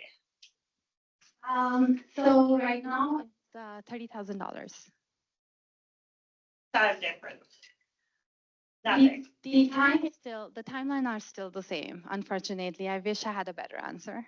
But Also, make a statement on the 12-month expiry. It does it the same for the DLS, but they actually have to pay again for a partial look at it. And the expiry you shouldn't worry about because you should be past your 110-day package and your studies by then. So if it expires within 12 months, you should already be past that point in your project delivery. Yeah, for large MG. Sorry, large MG. yeah, I would just like to add, Gila, we have similar process for DG as well, where we do require a review after the DLS is issued, and we have 12 months timeline pass. So it is very consistent to what we have on our large MG process right now. Trying to make all those additional steps have a cost. So if your project is 5 megawatts or greater, it's actually 61,400 is what your detailed level study is going to cost you for the ISO coordination and Fortis DLS. And then the revision of that detailed level study after 12 months is an additional 10,000. And if the project takes 3 years or 4 years, as the outline there, those studies will be revised as part of that. So same scope of work that's needed for a lot of these large MG projects. The difference is that customers in the DG space pay for that service. That is correct. And then thanks for adding that. Dynamic system. Load goes off when DGs go off, when large MGs, when load comes on, all of that changes the DLS every time. If there's changes in the standard, and so forth. But there was a question over here. Oh, what needs a microphone? It's a lot of fun. What's the timeline for DLS for a DG customer? 3 to 6 months. It is still timeline. the same. Yeah, 3 to 6 months. I have yet to experience. Okay. And first speaker, anyone who's not familiar, silent everybody. Nothing. Okay, we're at time. Everybody grab your phones and say, Siri, set timer for 15 minutes. And see everyone back here. Washrooms, again, out down this hall, turn to the left and go to the right, like you're gonna leave the building, set of washrooms there. All right, I know we're a little bit behind time, so I'm gonna try and get through these ones a little bit quicker. I will slow down where I have to, and there will be questions. There's a couple of spots in here. I'll just give fair warning that we are going to cover some of this later this afternoon. So if anyone asks a question on that, I might just tell you to pin the question and do it later. So just fair warning. All right, so just a bit of an outline, just like kind of where this all fits, how to read this cycle, like what have we been dealing with. I'm just going to go through some of the specific changes in DR1 and DR2. All of these have been released already, so most of you probably already read them. I'm just going to go through some of the rationale behind some of them. Going to touch on the companion standards as well. So we're talking like 2A, 2B, 2C, 2D, et cetera, et cetera. Effective dates as well, and then I'll cover off with a little bit of questions at the back end. All right, so what this is going to actually cover is like what has changed in the actual documents itself. Customer process is already kind of covered by other things. I'm not really going to touch on customer process, mainly because that's not my main area.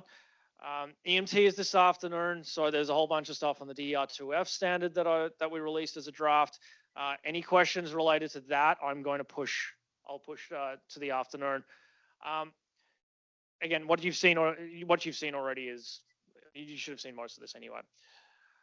Okay. There's different classifications. So we have some more substantive changes to the stuff that's like arguably a little bit more, like it actually affects some things. There's a lot of changes in this cycle that are just clarifications. I'm going to go through those. And then some administrative changes as well, where we're just doing cross references, consolidating some stuff. Like we did eliminate one clause just because I moved it into another clause. Things along those lines. There are 2 effective dates. Some of the stuff is in effect right now. and other stuff is in effect in Q1 of 2027. All right, so prior engagement on this, we've already released a series of bulletins. Here's the bulletins here. Most of you should have seen our bulletins page at this point. Feel free to go back to that. There's one exception to this. There's one change that we did make that has not been covered by a bulletin, and that's the open phase detection. I will go through why this is the case, and it is a safety related issue, which is why we didn't have to make the change immediately. All right, so here's some of the specific changes. Now I'm going to blend DR1 and DR2 together, so bear with me in this case. I have flagged when it is a DR1 or a DR2 change specifically on the left here. So section 4.4, this is probably one of the bigger changes in this particular standard, and that is accepting UL 1741 CRD or PCS and UL 3141 for export limited and non-export configurations. We are going to go through a little more detail on that one immediately after this particular session. So I'm not going to cover too much on this. The biggest thing that you need to understand from it is we've approved export limiting or approved non-export set points using this essentially this technology. It has a 30-second response time, so that's where you have to reduce your output or cease to export if the limit is exceeded.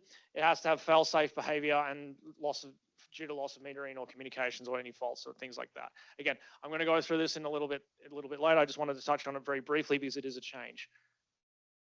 This is another one. So section 4.9.4 in DR1.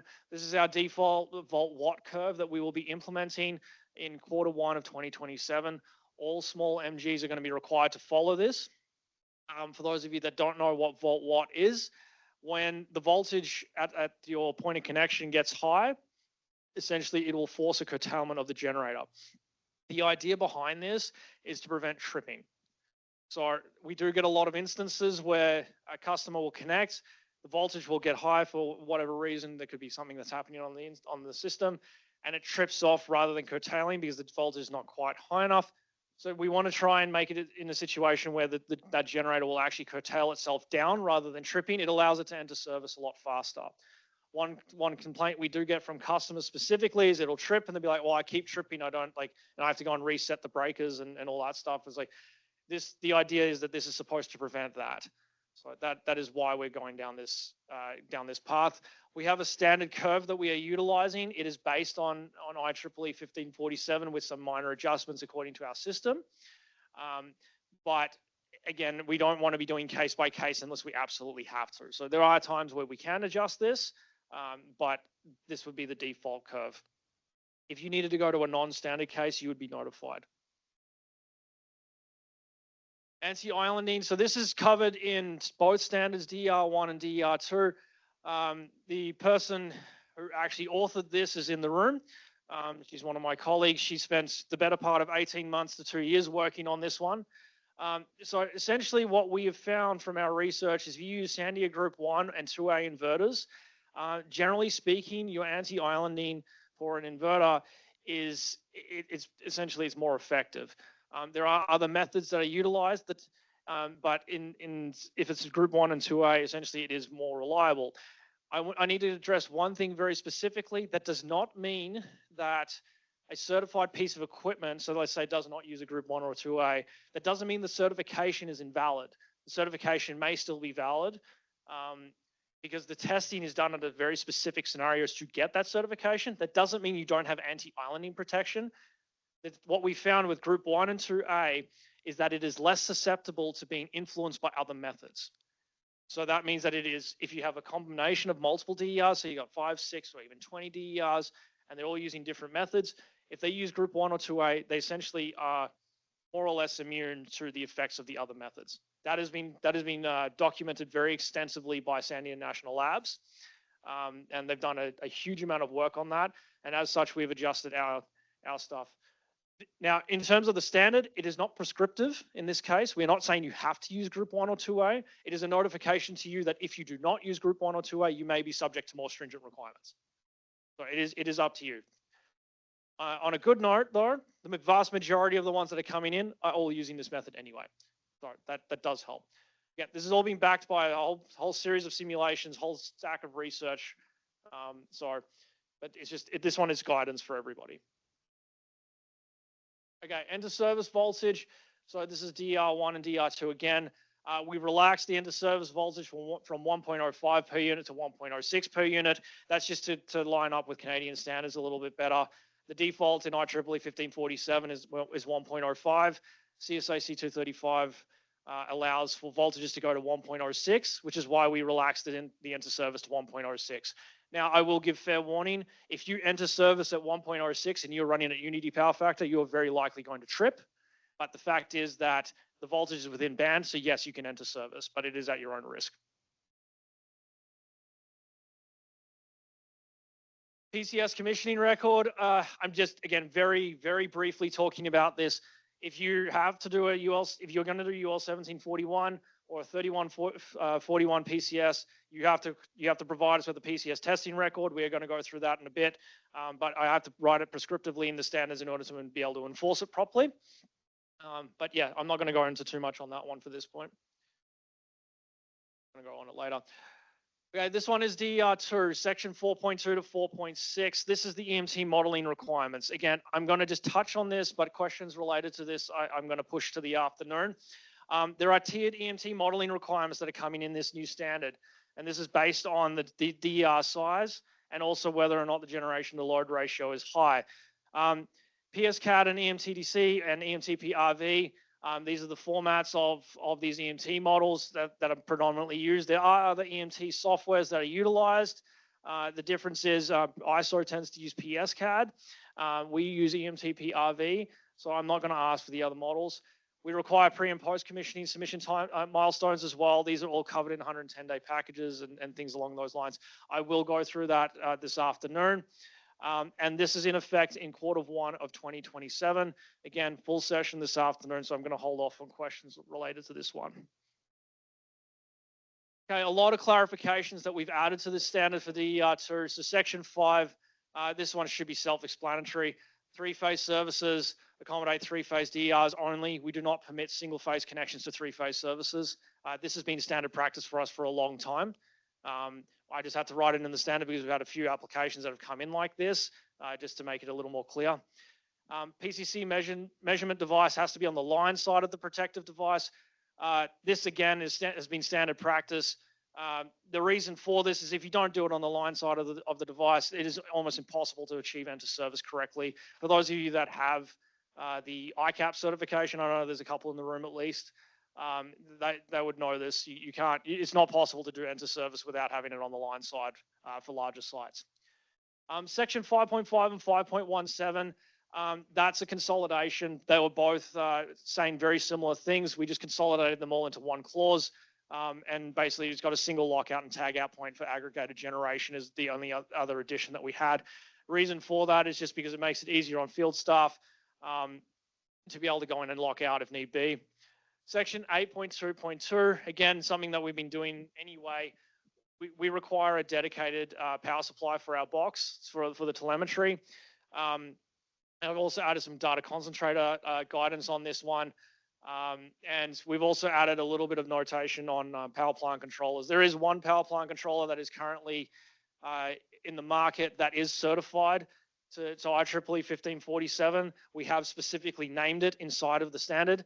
It is not a recommendation, just to be completely clear. It is just to notify people that that one does exist. And if you have a power plant controller that goes through that same certification process, we treat it as though it is certified. Okay. Now, to be completely clear, this is one thing that is confusing to a lot of people. The certification that controller went through is not an official certification that is endorsed necessarily by IEEE. UL does not actually have a specific certification for it. So UL 1741, for example, supplement B, it certifies to IEEE 1547-2018.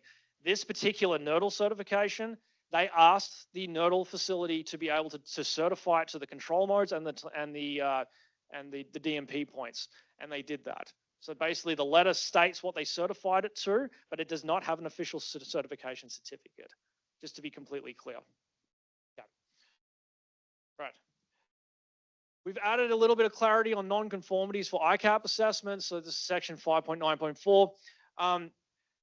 There's been a misunderstanding in terms of when a non-conformity is found, we've had a lot of people come back to us and say, well, I failed the ICAP cert, so now my connection is dead. It's like, no, it's not dead. Non-conformity itself actually just means that you need to address the issue. And in some cases, variances could be granted depending on the scenario. It may just require testing, things along those lines. The one thing that we have learned from ICAP in general, it is almost impossible to pass the design evaluation without a non-conformity for a composite system. That's just because there's not much out there that is certified to all the different pieces together. That is the only reason why. Okay. We've also added that pathway into DR2D and DR2E just to make it as clear as we possibly can. We've stated it in multiple locations just so people actually understand it. Right. Open phase detection. This one is a safety issue. This is the one that I was talking about, that we did not release a bulletin. Now, IEEE 1547/2018 requires detection of an open phase condition and clearing of that within 2 seconds at the RPA. That means reference point of applicability. The issue is that we now have made it that it has to be demonstrated at the PCC, and the PCC is to be the measurement point in this case. So this doesn't affect systems where the POC is the RPA. The RPA is at the PCC. You have to do the open phase detection at the PCC. The unit certification itself is not actually is not sufficient. 1741 supplement B does not test open phase at the RPA. And there's multiple reports now that have come out that have actually demonstrated that the internal inverter protection for open phase detection is not actually effective when it goes through a transformer in a lot of instances. This is why it's a safety problem. That's why we rolled it out immediately. The majority of the people have already been doing this anyway, so it shouldn't be a massive change. And most relaying already has this function already in place. So like an SEL 751, for example, a lot of people will do this with like negative sequence current detection or something along those lines. Some people will do it with zero sequence, but again, there's no prescriptive way of actually doing this. It's just under specific scenarios. But yeah, it has to be done at the PCC. It can't be done at the POC anymore. All right, communications. So Annex C, we've been starting to move a lot of our DMP points towards IEEE 1547 and specifically 1815.2. Annex C3, the list has been adjusted to align with 1815.2, but these are based on the points that already exist. So these are the points that we're already asking for. Annex C4 is a draft list. One of the biggest problems that we've had since we've been looking for it is a lot of sites have not been implementing the full DMP points list according to IEEE 1547. The issue is when we ask people to do it, most of them have said to us, well, we don't know how, or how do you want it? Well, we don't really have an answer. We just need the points. So what we've done is 1815.2 was released last year, and essentially it tells you how to do the implementation. So we've adopted that. We've put it into Annex C4 and Annex C3, obviously. But Annex C4 currently is a draft. Now, the reason why it's a draft is because we're testing it on a couple of sites. We're just releasing it as guidance at this point. So if you want to adopt it and use it, you are encouraged to do so. If you find a problem, we want to know about it. We need to know what those issues are because we need to be able to make those corrections. But we are implementing this at multiple sites where we're actively trying to make sure that this works. Hopefully by the end of this, essentially, there will be no non-conformities from ICAP assessments associated to DMP point lists. That will be done because we'll just be able to put it all in for you at that point. Another thing we're doing as well is we're shifting to serial communications. Sorry, we're shifting our communication protocol because serial is getting phased out. But again, that's not happening immediately. We're giving everyone at least 6 months notice before that happens. All right, some companion standards as well. 2A. We're looking at control mode changes. If you do have to do a control mode change, we need to redo the EMT models. The reason is because, again, the previous studies that you did are no longer valid in this case. DR2B, we added some guidance around surge arrestor high voltage and low voltage placements. And we also removed some redundant simulations as well that were no longer relevant anymore. Again, on the surge arrestor front, this is predominantly to address microgen. Because originally when this standard was written, it was written for DGs for the very large sites, although microgen is increasingly having to do this. And the original guidance on station class and intermediate class arresters, you can't really put station class and intermediate class arresters on low voltage connections. It just doesn't happen. So we just have to add some guidance around that. DR2C, I've locked that scope to fast frequency response and continuously reserve markets only. There is a reason for that. I cannot discuss that reason in public at this time because it is currently undergoing an ISO consultation. Most of you can probably figure it out. DR2D and 2E, I already discussed how we just added a little bit of extra there. And then IPSC, we just fixed up some of the inaccuracies associated to that, so predominantly around references. Okay, so effective dates. So in effect right now, so the PCS acceptance and commissioning is in effect right now. Open phase detection is in effect. Enter service is in effect. ICAP non-conformity pathway, again, that was a clarification, so it's in effect now. Same with the SCADA and the clarification items. Q1 2027 is the volt watt default curve. That's coming. EMT model requirements is Q1 2027. And then Ethernet as well from Annex C is going to be Q1 2027, and then we're going to make Annex C4 normative next year. Again, after we've done it with a few sites and we're actually confident that it's working correctly, then we'll make it normative. For now, it's still a draft. All right, I'm going to pause here. I'll take a few questions if need be.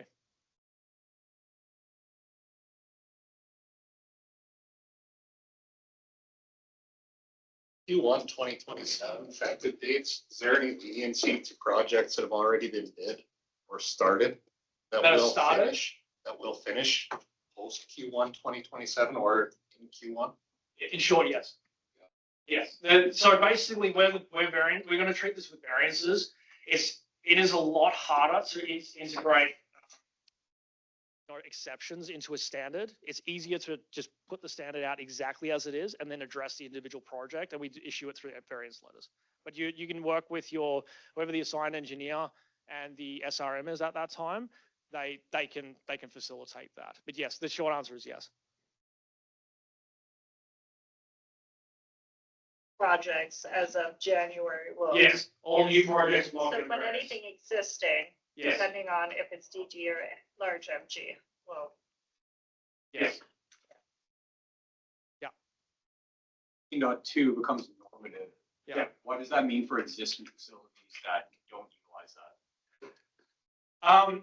Basically, we'll work them in this situation. The idea behind this is we're trying to make it in such a way that, like, the reason why we released the draft is because we were saying everyone's doing it differently, and if we release the draft and the draft is still wrong, which is very likely it is wrong, if we release a wrong one, we can fix it later using the same technique every time. It's very easy to iterate that, but the other ones we're just going to have to deal with them as we go.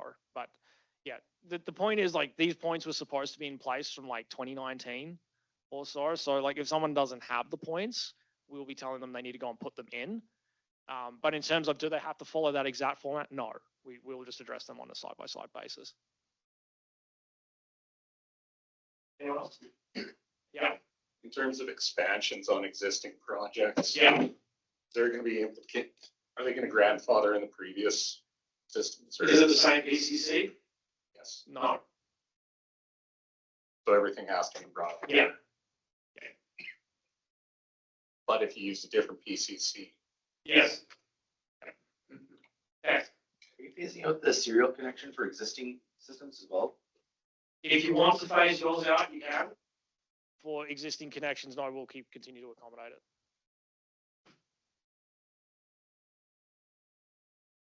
Anyone else? We do this at PCS. Yeah. Maybe a dumb administrative question, but do you guys have a mailing list I'm not aware of for the bulletins?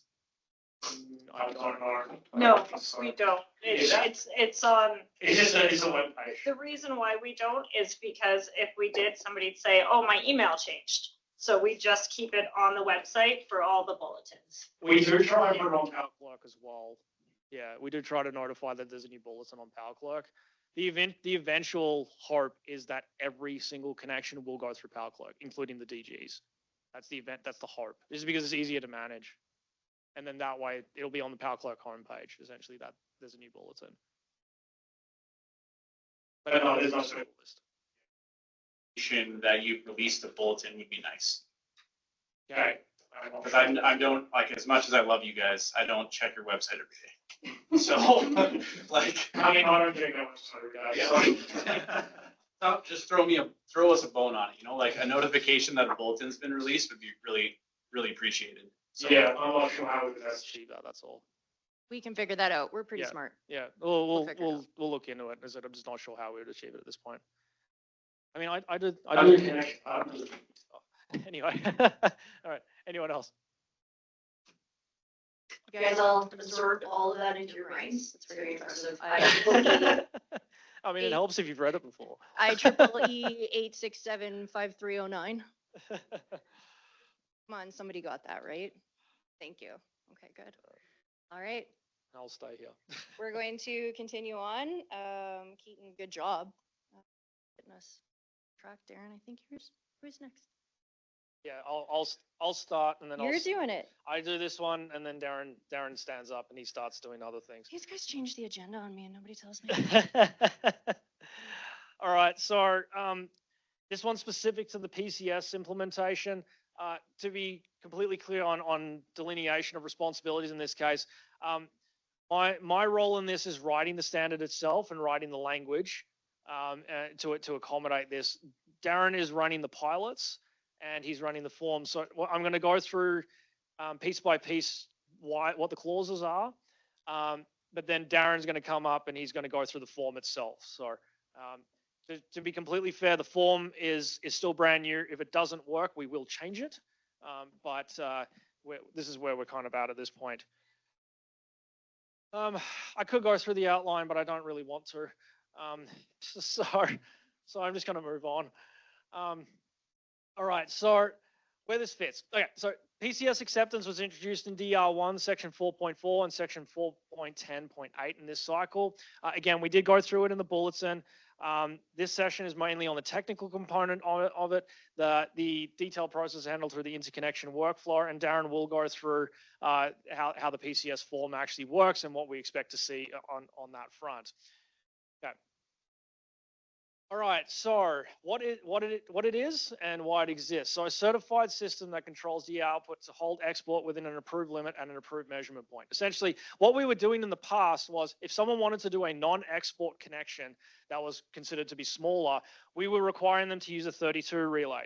And the reason for that is because it prevents any export and it will trip you off if you do start to export. It's a protection mechanism. The problem is, obviously, that is expensive for small sites. For large sites, most of the time, a 32 relay is not a material cost because there's already PTs existing. They've already got a relay existing, things along those lines. It's just a matter of programming that 32 relay in. There's also a question around impact on the system, right? It's like a 4 kilowatt rooftop solar has a significantly lower impact on the system than, say, a 500 kVA generator. So that is why we're going down this path for this. It is restricted to the small ones. And it is restricted to single phase DERs in this case, and hence why it's in DR1 and it does not appear in DER2. DER2 still has 32 language. Okay. So what it does and what it does not do. It does not enable off-grid or islanded operation. This is a common misconception. A lot of people have asked this question. Well, does it mean that I can island my system? No, it does not. That is not what the purpose of a PCS is. Essentially, the system stays grid connected, and then we put fail-safe provisions in it that if it starts to fail, that the generation gets curtailed so that the system is not at risk. That is the whole purpose of this, and this is why we require fail-safe requirements inside of all of these connections. The basis of the certification is UL 1741 CRD or PCS, or UL 3141. We do require a certificate. If you do not have a certificate, the only pathway forward is through a NERDL facility, where these are recognized labs that are independent and they can independently test. We do not accept the manufacturer itself saying, I've tested it to this and I know that it works and it operates correctly. That's not enough. We need it from a NERDL facility. So either a certificate has to exist or a letter from a NERDL facility has to state that they have tested it, what they've tested it to, and that they know that it works, essentially. It's a third party independent in this case. It must cover the configured operating mode as well. and you still need to do commissioning. Just because it is certified does not mean that we accept it on its face. We accept it on the design basis, but it does require it to be commissioned properly. Okay, so the core technical requirements in this case, so it approves an export limit. So again, in the past for the export limiting cases, we've instructed folks to go and get their inverter changed. So they have to derate the inverter, and then they have to get a new nameplate. We're not requiring that if you have this. My department will still view them as their nameplate, but that's because my group looks mainly at the transient effects and short circuits. But from a steady state standpoint, we don't look at it. We look for a 30-second response time as well. So it needs to be able to do this all within 30 seconds. 30 seconds is it sounds like quite a long time. Generally speaking, yeah, it is. But most of these have fairly long open loop response times as a result of that. Measurement must be at the approved point, and it must be consistent with the interconnection agreement as well. We do require a fail-safe behavior on this. So if the PCS faults, loses its metering signal, or loses control, it has a loss of control communications, it has to default to a safe state. That prevents export above the approved limit or no export at all for non-export configurations. If you cannot demonstrate fail-safe behavior, the site will not be approved for connection.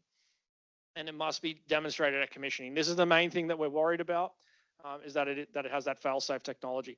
If you cannot get past the fail-safe piece, you'll be forced to do a relaying in that case. Okay, and then the commissioning record. Okay. So this is the companion standard. Again, there's multiple different sections to this. I do have it kind of written out here, at least on a brief basis. Do we want to cover that, or do you want me just to kind of blitz through the rest of the slides? You want to do it now? Okay, I'll go let Darren do it now. Okay. Hi again, everybody.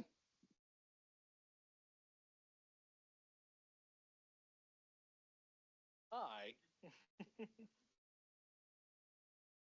Right. So we'll just go through the document here. As Keaton kind of said there, this is a living document. We've already received some really good feedback from the proponents who are coming in through the pilot.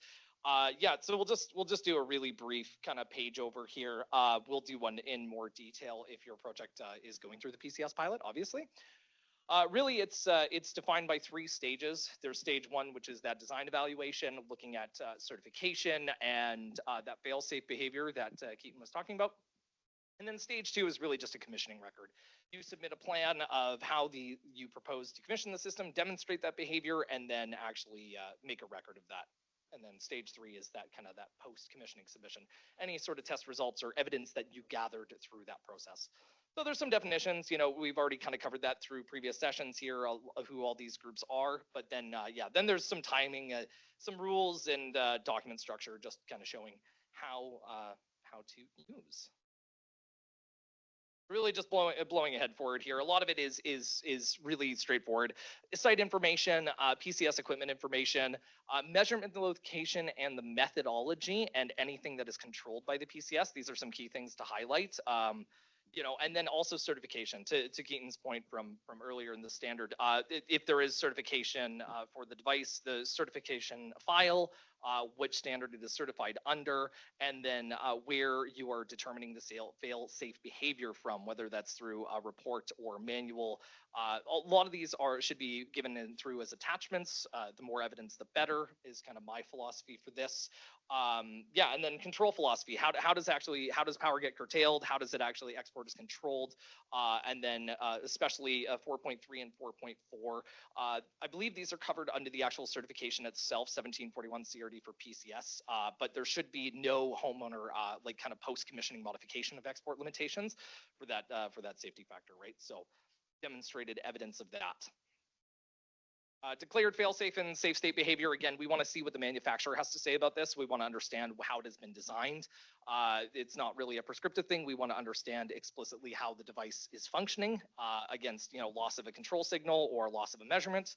And then a proposed commissioning test plan. This is something we've already received some feedback on, and we actually have the first commissioning in the pilot happening in about 2 weeks' time, which is really excellent. We're already seeing some commissioning coming through and some test plans. So this will likely be modified as part of this form, just full transparency. There's not a lot of room here to write, but we want to see the devices that you're going to actually test, the testing equipment you're going to use, the methodology, the steps of your test, and what you expect to see. What do you expect to see on the loss of communications or measurement, right? That should be a manufacturer-defined behavior. What happens when you lose the grid signal? What happens when you come back from that? And then an export limit controlled test. So to Keaton's point about the 30-second response time, we should see a load rejection behavior, right? So if there's a significant amount of load, whether that's an EV charger, a range, or something like that, turning off, that the PCS device is still obeying its export limits even when that load drops off, right? So that sort of transient behavior, right? So yeah, so this should be documented, like I said, in full about what you intend to use to test it, the actual steps of the test, how you expect to provide documented evidence of those test results, and so on. So yeah, that goes through. Yeah, and so we've got a few of these commissioning test records submitted to us thus far. Like I said, the first one's in a couple of weeks, and so as we gain feedback through that process, through yourselves, yeah, whatever sort of feedback, what works, what doesn't, we're actively soliciting that feedback and look forward to improving the document as we go. Yeah, so that's the first one. So this is just what our review looks like. So there's a couple of different groups that will actually look at this submission. There's DER planning, there's also our protection and control, and then our field technical services teams as well. And then yeah, to Keaton's points about certification requirements and whether we require witnessing of the commissioning. So speaking about commissioning, for the first few, we're definitely going to go out and site witness a lot of these. The hope is that we understand the devices better and how they behave in the commissioning environment, and that site witnessing might not be mandatory going forward in the future, but for the pilot, it is. So yeah, so we'll actually go fill out the commissioning record. It's the same with any other commissioning process, really. What did you do? How did you do it? What did you see? Yeah, and then if there's any sort of remedies or deficiencies that are required after the fact. So yeah, and then submitting evidence package too, right? So waveforms are really good. Waveforms are awesome. Actually perform. The one other thing I want to highlight is that due to these systems being fairly contemporary in our system as they're undergoing kind of this pilot process, we do reserve the right to request professional authentication potentially. Yeah, it's just if we determine that the system is of sufficient complexity to be considered a professional engineering work product, then we do reserve that right. And so yeah, and then just commissioning party certification, and then that post-commissioning. So I can hand it back to Keaton to finish off the rest of the slides, but really that's it for the commissioning record. Like I said, it's a living document, and we hope to solicit some feedback as we go through the process actively, and the proponents that we've had so far have been really, really wonderful with feedback so far, so let's keep that up.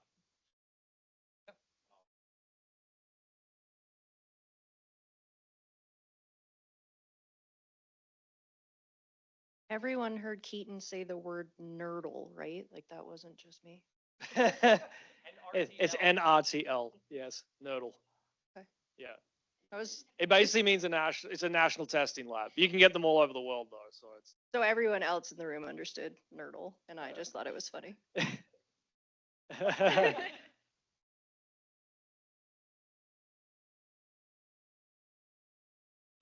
Excellent. Thank you very much. All right, so that's the commissioning record. Thank you. All right, so essentially, what does this mean overall for those that are covered by DR1? Well, for one, it's less engineering and commissioning effort than a 32-hour relay. Again, for the larger ones, this is not really as much of an effort. There's usually no site visit for standard configurations. Again, the first ones, obviously, Darren has mentioned, we're doing all of those on site. That's mainly for our own learning purposes and making sure that we're getting things right. But the eventual hope is that we just basically just get these forms submitted to us.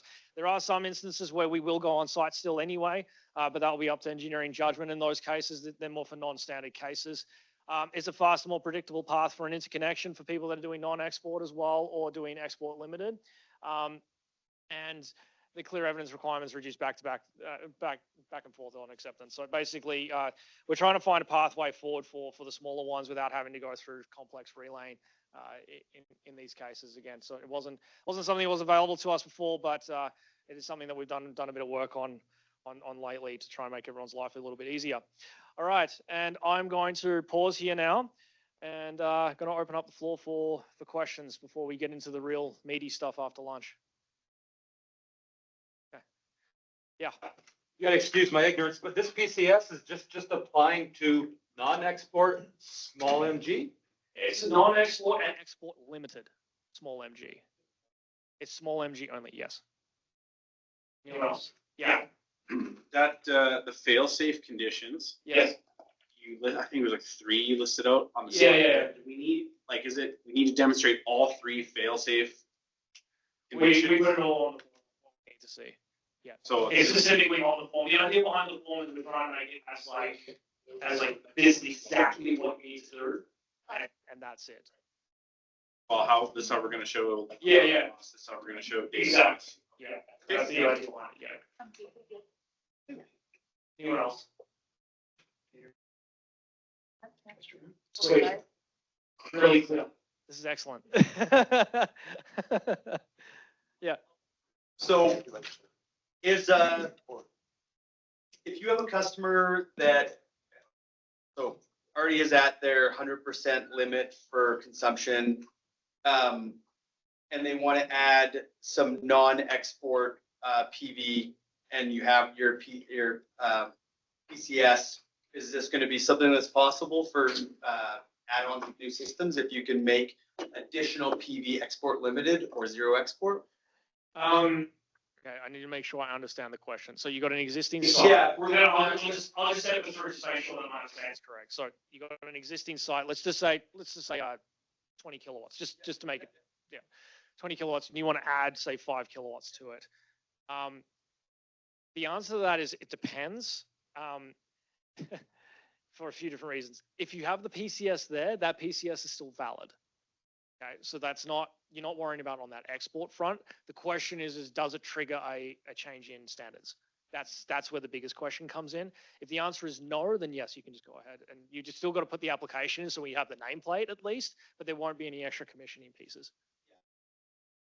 I mean, I'm looking at like from the business case standpoint of like, hey, let's add storage and control systems to a bunch of maxed out PV systems. Yeah, the idea behind this was actually to try and start accommodating things like Tesla Powerwalls and stuff like that. That was the idea behind it. It's one of the hardest things to address is when you have, say, like 4 kilowatt rooftop and then 4 kilowatt battery, We have to treat it as 8 kilowatts. So it's like, but I'm not using 8 kilowatts. It's like, we understand that, but from our system standpoint, you could push 8. So this is a fail safe to prevent you pushing 8. We would still model it as 8 when we're doing like short circuit and stuff like that, because that will both will push. But from a steady state standpoint, which is what the main issue with capacity, then it won't. So that was the idea behind it, is to try and remove that roadblock. Otherwise, before we were like, you now need to install a $5,000 relay, and now you need to install like, these PTs and all that other stuff to be able to do this. More on the microgen regulation, not the engineering side. So maybe neither one would ask about it because you're limited for how much PV you can have based on 12 months of consumption. So no. So you obviously have to meet the reg. I'm assuming that you're meeting the reg in this case, right? So if you don't meet the reg, obviously, then the answer is no in that case. Non-export. So addition to 12 months consumption that's set aside or partitioned as non-export would still disqualify you from adding. That's potentially, yeah.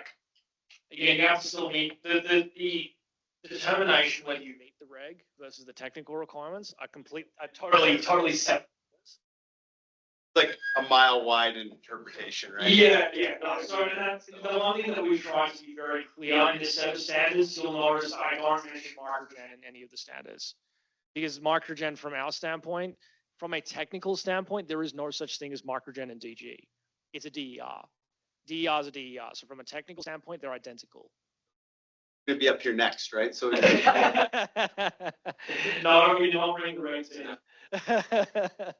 No, didn't bring the lawyers here. All right, are there any other questions? Interesting feedback for next time, though. You want to make Bring the lawyers? I don't think the lawyers would want to come. Together in the same room. I don't think the lawyers would want to come. This is why you said nobody wanted you to work for Fortis, because you come with engineers and lawyers in the same room. Okay, got it. All right. Cool. No further questions for Keaton then. We are exactly on time.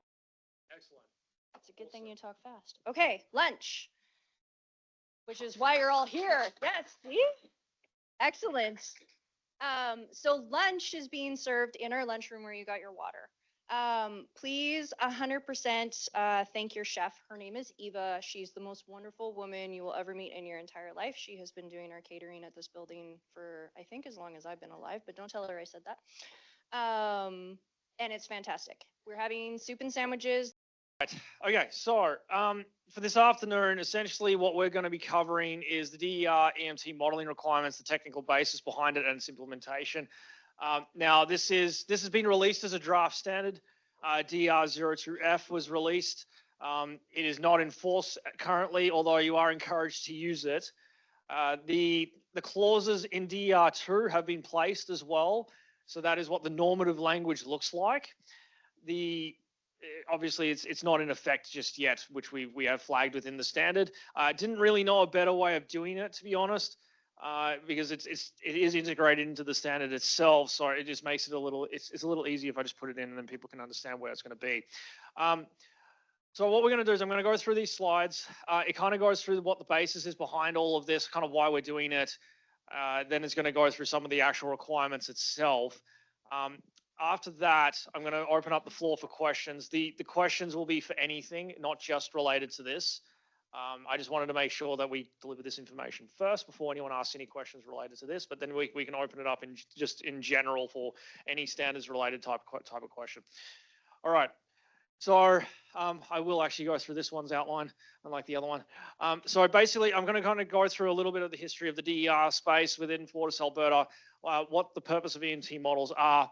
Then we're going to go through the thresholds and applicability associated to this, submission workflow as well. So like how do you submit, what the workflow looks like, and then we're going to go through the actual tests. So like what does model quality testing look like, what is conformity, and then the validation testing. And then we're going to go down to the questions section after that. Okay. All right. So basically, this session itself is the technical basis of all of this, and kind of the why we're doing this. The requirements themselves and the screening thresholds have already been through industry consultation. We did go through this in November of last year. I believe Graham's at the back of the room somewhere. He helps facilitate that. If you were not aware of that one, or if you have not seen it, it is on YouTube. So feel free to go to our YouTube page and you can go and see that one. There was multiple bulletins associated to it as well.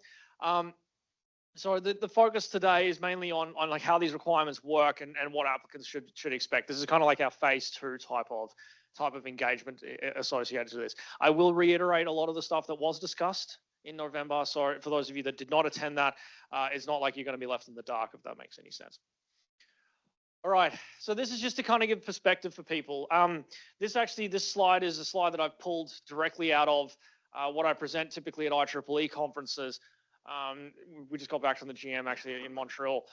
So essentially FortisAlberta itself, we have about 1.4 gigawatts of DER that's currently connected to our network, which equates to about 2/3 of Alberta's DERs, which is quite a significant amount. Just for perspective, the 90th percentile system load is 2.2 gigawatts for Fortis, and about 28% of Alberta's load itself, which is actually 7.9 gigawatts, and we only serve 12% of the population. So from a perspective standpoint, we're servicing roughly 1/3 of the load relative to our DER. So our DER capacity is significantly higher than what our loads are. Now, for those that don't understand this as well, whenever we discuss this with, say, like EPRI, with other utilities and stuff like that, I'll be completely frank, their entire reaction to it is usually that we're nuts for having this kind of penetration. So it is difficult to manage. We are managing it, but it comes with technical complexities. Very common for single feeders to carry 18 megawatt plus generation. Again, substation capacity in a lot of instances, the theoretical capacity is 26 MVA. There's obviously other factors into that as well. And we do have some substations that actually have 80 megawatts or more on them. I think the largest one we've got currently in its queue has close to 140 megawatts. That's supposed to go onto it. So we're talking very, very high levels of penetration. Alberta-wide, about 2.1 gigawatts of generation installed. 77% of that is 5 megawatts and larger. So again, it's utility scale generation on the distribution system. The issue with doing this sort of stuff is RMS and phasor domain tools they can't capture fast inverter control dynamics. So essentially the issue that you got is inverters themselves use something called a phase locked loop, and they also have internal control mechanisms. You cannot capture that using traditional source, like traditional analysis type, traditional analysis tools. So traditional analysis tools, we convert everything into phasor domain, and we can run like a short circuit analysis, things along those lines. Those tools do not capture dynamics associated to control systems. The only way you can capture those dynamics, depending on obviously the speed of it, is EMT. So that is kind of why we're going down this space. Just wanted to give everyone a bit of perspective on our penetration levels and kind of why we're saying this is starting to get complex. And just for perspective as well, most of this has happened in the last 5 or 6 years. It's not like this is an old problem that's been lingering for 20 years. It's all happened fairly recently. Okay, so going through the core modeling problem that we're dealing with right now. Our current practice is that we require the unit level OEM inverter model associated to all of this. Again, this is separate from synchronous generation. I do know there's some sync gen folks in the room. Synchronous generation is modeled in a slightly different manner. The thing is, when you start getting into a certain threshold, you start dealing with what we call composite sites. Now, composite sites essentially mean that you are shifting your reference point of applicability, or your RPA, from your inverter terminals or from your POC up to the PCC, meaning that you need supplemental equipment in order to be able to meet the requirements themselves. The issue with this is if we get a unit level OEM model, it does not accurately model what the plant behavior is going to look like. And it's actually quite easy to demonstrate when you do simulations. If you were to put, say, 5 inverters all together with each other and you try and initialize them, they may not initialize properly on an EMT simulation. In reality, on the system, they might initialize just fine because there's a power plant controller that's sitting there. The issue is if you don't model the power plant controller, there's no way for us to know. So what actually happens as a result of this? 1, we get inaccurate studies. 2, we might start prescribing unnecessary mitigation, so it adds costs. And we might miss a system risk. This is actually quite bad for most proponents, because if we miss a system risk and have to go back retroactively to deal with it, a lot of the time it can be very expensive. It can cost a consumer the ability to be able to export. Sometimes you have to do disconnections depending on the scenario. So it's not ideal, essentially. So this is why we're moving down this path of doing what we call a validated plant level EMT model. What that means is you need to be able to model the plant itself at the point of common coupling. So it needs to model it correctly at the PCC and give accurate behavior. Now, for perspective, this isn't a first for the industry. So there's a lot of industry direction going down this path. I was actually telling a few people at lunch that just coming back from the general meeting, this was a very hot topic. It was discussed at length by a lot of different groups. IEEE 2800 requires validated EMT models for inverter-based resources. I acknowledge that that is a transmission standard. The point is, though, it does give a lot of great guidance associated to this. There's an EPRI report as well that we based a lot of our work on that provides distribution-focused EMT modeling requirements and testing frameworks. There's a lot of heavy recommendations coming from them. For those of you that have generation sites that are greater than 5 megs, ISO already requires EMT models and already requires validated EMT models in this case. So a lot of this there's going to be a lot of similarities with that. The other one to look at is IEEE 1547.7. For those of you that don't know what 1547.7 is, 1547.7 is the guide by IEEE on how to implement IEEE 1547 and conduct the appropriate studies. For perspective, I'm one of the subgroup co-leads for that on EMT modeling specifically, and we are actively discussing this. So, all right, so essentially what's happening is we've got multiple independent bodies that are converging on this practice. With that said, the standard that we released, I have about what we call, I'd call it about an 80% confidence level on it.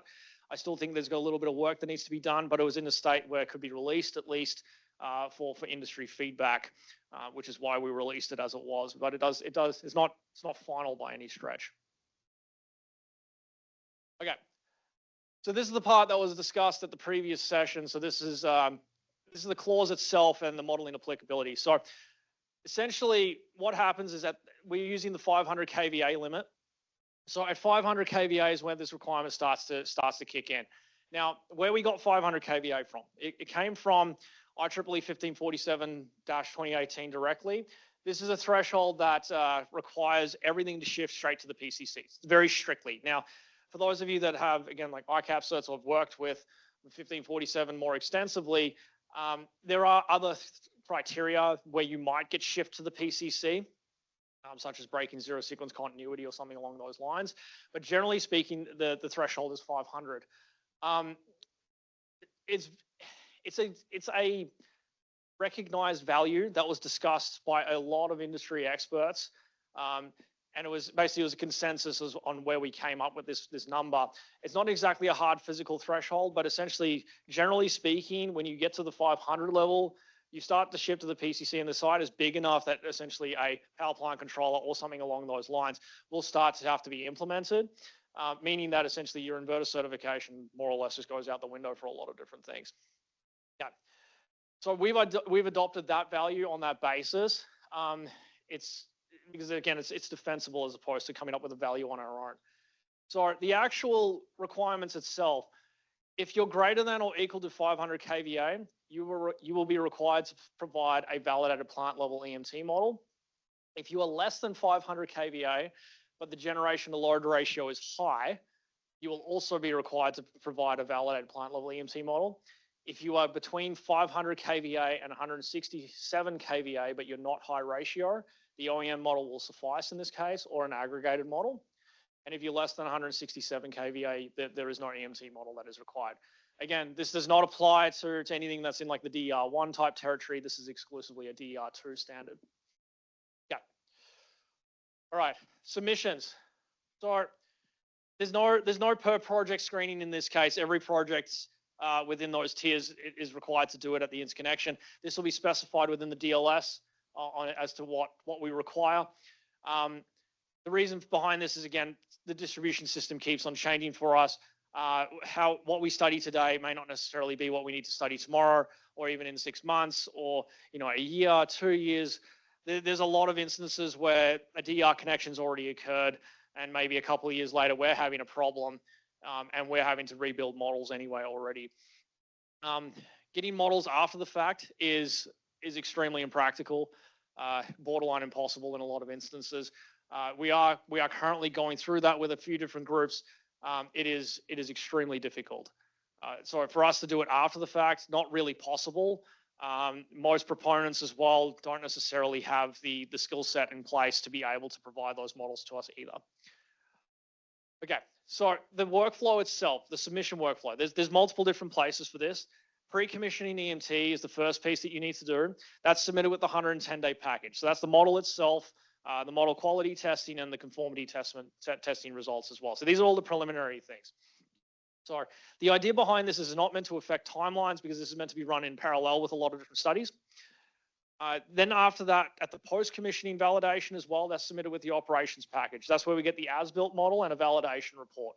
So that's at the very, very end. So essentially, you get one thing at the 110-day package before you start doing your connection, and then you do it at the very, very end as well, and that's where you do your validation. We did put out a bulletin on this one, so 2026-003. It's the applicability of this, because obviously we're implementing this in Q1 of 2027, and I know a question has been asked about grandfathering practices. The applicability is assessed on the project status, study progress, and system conditions at the time. Those projects that are currently in the queue right now and are currently actively going their interconnection, they will be addressed on an individual basis. Yeah, but we have enough of them. We do have a blanket idea of how we're going to handle them. Projects in very early development that materially change, are restarted or deferred, may fall under these updated requirements. Okay. Essentially, if you trigger restudies and you decide that you're going to go back and restart something, essentially you're going to fall into these requirements. Okay. All right. So there's each stage of this is a gate. So you've got different requirements. Then we need to do verification of those requirements. Then you need to do model quality testing. Then you need to do conformity testing. Then you need to do validation. For those of you that don't know what model quality testing is, model quality testing determines whether or not your model is actually going to behave in such a way that it actually is going to give you representative behavior. Conformity itself is slightly different. At that point, you've already tested your model. You know your model is correct. But what you're actually testing for this is you're testing, do you conform to the standards? That is what happens at that point. The validation piece is pretty much exactly what it sounds like. Validation occurs at the end, once the site is fully completed, you run some tests and you actually confirm that your model is representative of, say, something that you pick up from a power quality model. All right. The models are required, generally speaking, in both formats, PSCAD and EMT-PRV for sites 5 MVA and larger. The reason for this is, again, is because ISO does require PSCAD models. We require EMTP models. Now, I've put it subject to ISO on this slide for a very good reason. That threshold is an ISO threshold. If ISO changes that threshold, then our threshold will change accordingly for this one as well. So if, say, ISO drops this value to 1 MVA, then PSCAD models and EMTP models are going to be required at 1 MVA, just to be super clear on that. You need to represent the same controls, protection, and firmware as well. So if you change your firmware, you need to change the model as well, and you need to redo this. For sites less than 5 MVA, we only require the EMT-PRV model unless ISO asks for it, essentially, because we use EMT-PRV. All right, the tests are done under very simple configurations, single machine, infinite bus. The standard goes through how to do this in a fairly decent amount of detail. We do have some defaults, so short circuit ratio of 10, X/R ratio of 3, and that's only if the site values are unknown. If you have the site values, you should do the model quality testing against those site values as opposed to just a single benchmark. You need to record the voltages, the currents, frequency, power, like real power, reactive power, all at the PCC while you're doing all of these tests. For those of you that have not seen these before, they're actually the tests themselves are actually not that complicated. Essentially, there's just a group of different types of tests that you need to do. The real struggle with this is actually developing the model itself. The testing part is actually quite straightforward. Okay, so stage 1 is model verification. In this case, so it's a distinct stage before you do any simulation. This essentially confirms your structure, parameters, your settings and files to represent your physical equipment and the plant design. You need to be checking this against your OEM documentation, equipment settings, site design files, and basically you need to resolve any of your discrepancies before you even get to the testing phase. This is where the majority of your effort's going to be sitting, is trying to get this model right. For those that have done EMT models in the past, there can be some trickiness associated to this, but once you've gotten past this part, the rest of it is again fairly straightforward. Okay, so here's some of the MQT tests. So the first test is a flat start test. Essentially what we're looking for a flat start test is your model actually going to initialize? If you can't get past MQT1, essentially your model's not going to work. The one thing that you will know though is if you have an unstable model, there's no way it's going to get through MQT1. It seems like a really basic test, but you'd be surprised at how often people don't get past this part. MQT2 is an active power step, and then MQT3 is a reactive power step. Essentially what I'm looking for in this case is we're looking for something called small signal stability. So what happens if you change the outputs just by smaller amounts? So it's not a major event. So this is like a change in your output from your plant. Does it become stable? Now, when you look at these graphs, this is MQT2 and MQT3, a perfect response would be that you follow this step curve exactly. That's a perfect response. That's not a practical response. It's not actually going to occur, but that's what perfect looks like. In practice, what you would see is you'll see they'll hit on the threshold, and then they'll kind of like skip the corner, and then it'll come down, and then it'll kind of like skip the corner again. That's a normal response. Again, so that's why we put in different thresholds in here. So like, it's 7.5% is kind of like the thresholds to be able to do this. Now, basically all of our tolerances that we've come up with, they trace back to IEEE 1547.1 2020 in terms of measurement accuracy. This was that's what I said. So we didn't just pull these values out of nowhere, if that makes any sense. So that's your first one. I did the small voltage disturbance, small frequency disturbance as well. So these are small signal disturbances. Again, you're trying to make sure that you're within these bounds here. So the first one, MQT4, small voltage. So for example, we want to make sure that volt VAR follows the configured curve without tripping. Then we do small frequency changes as well, so like a frequency watt, and make sure that it respects the deadband and the droop functions associated to them.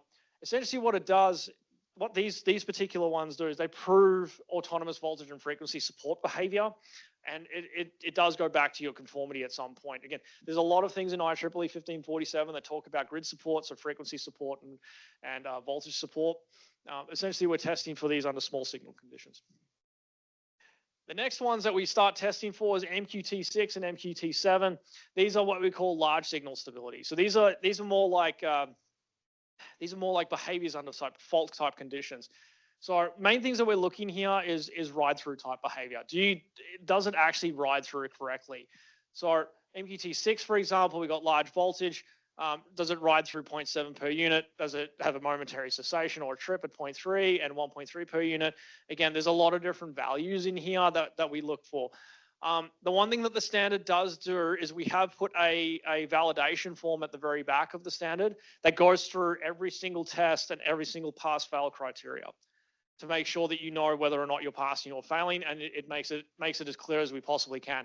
If that form is not clear, I want to know about it, because we need to make adjustments if it's not clear. Right. Same with large frequency. Now, these waveforms are all representative waveforms. Again, we prescribe them within the standard.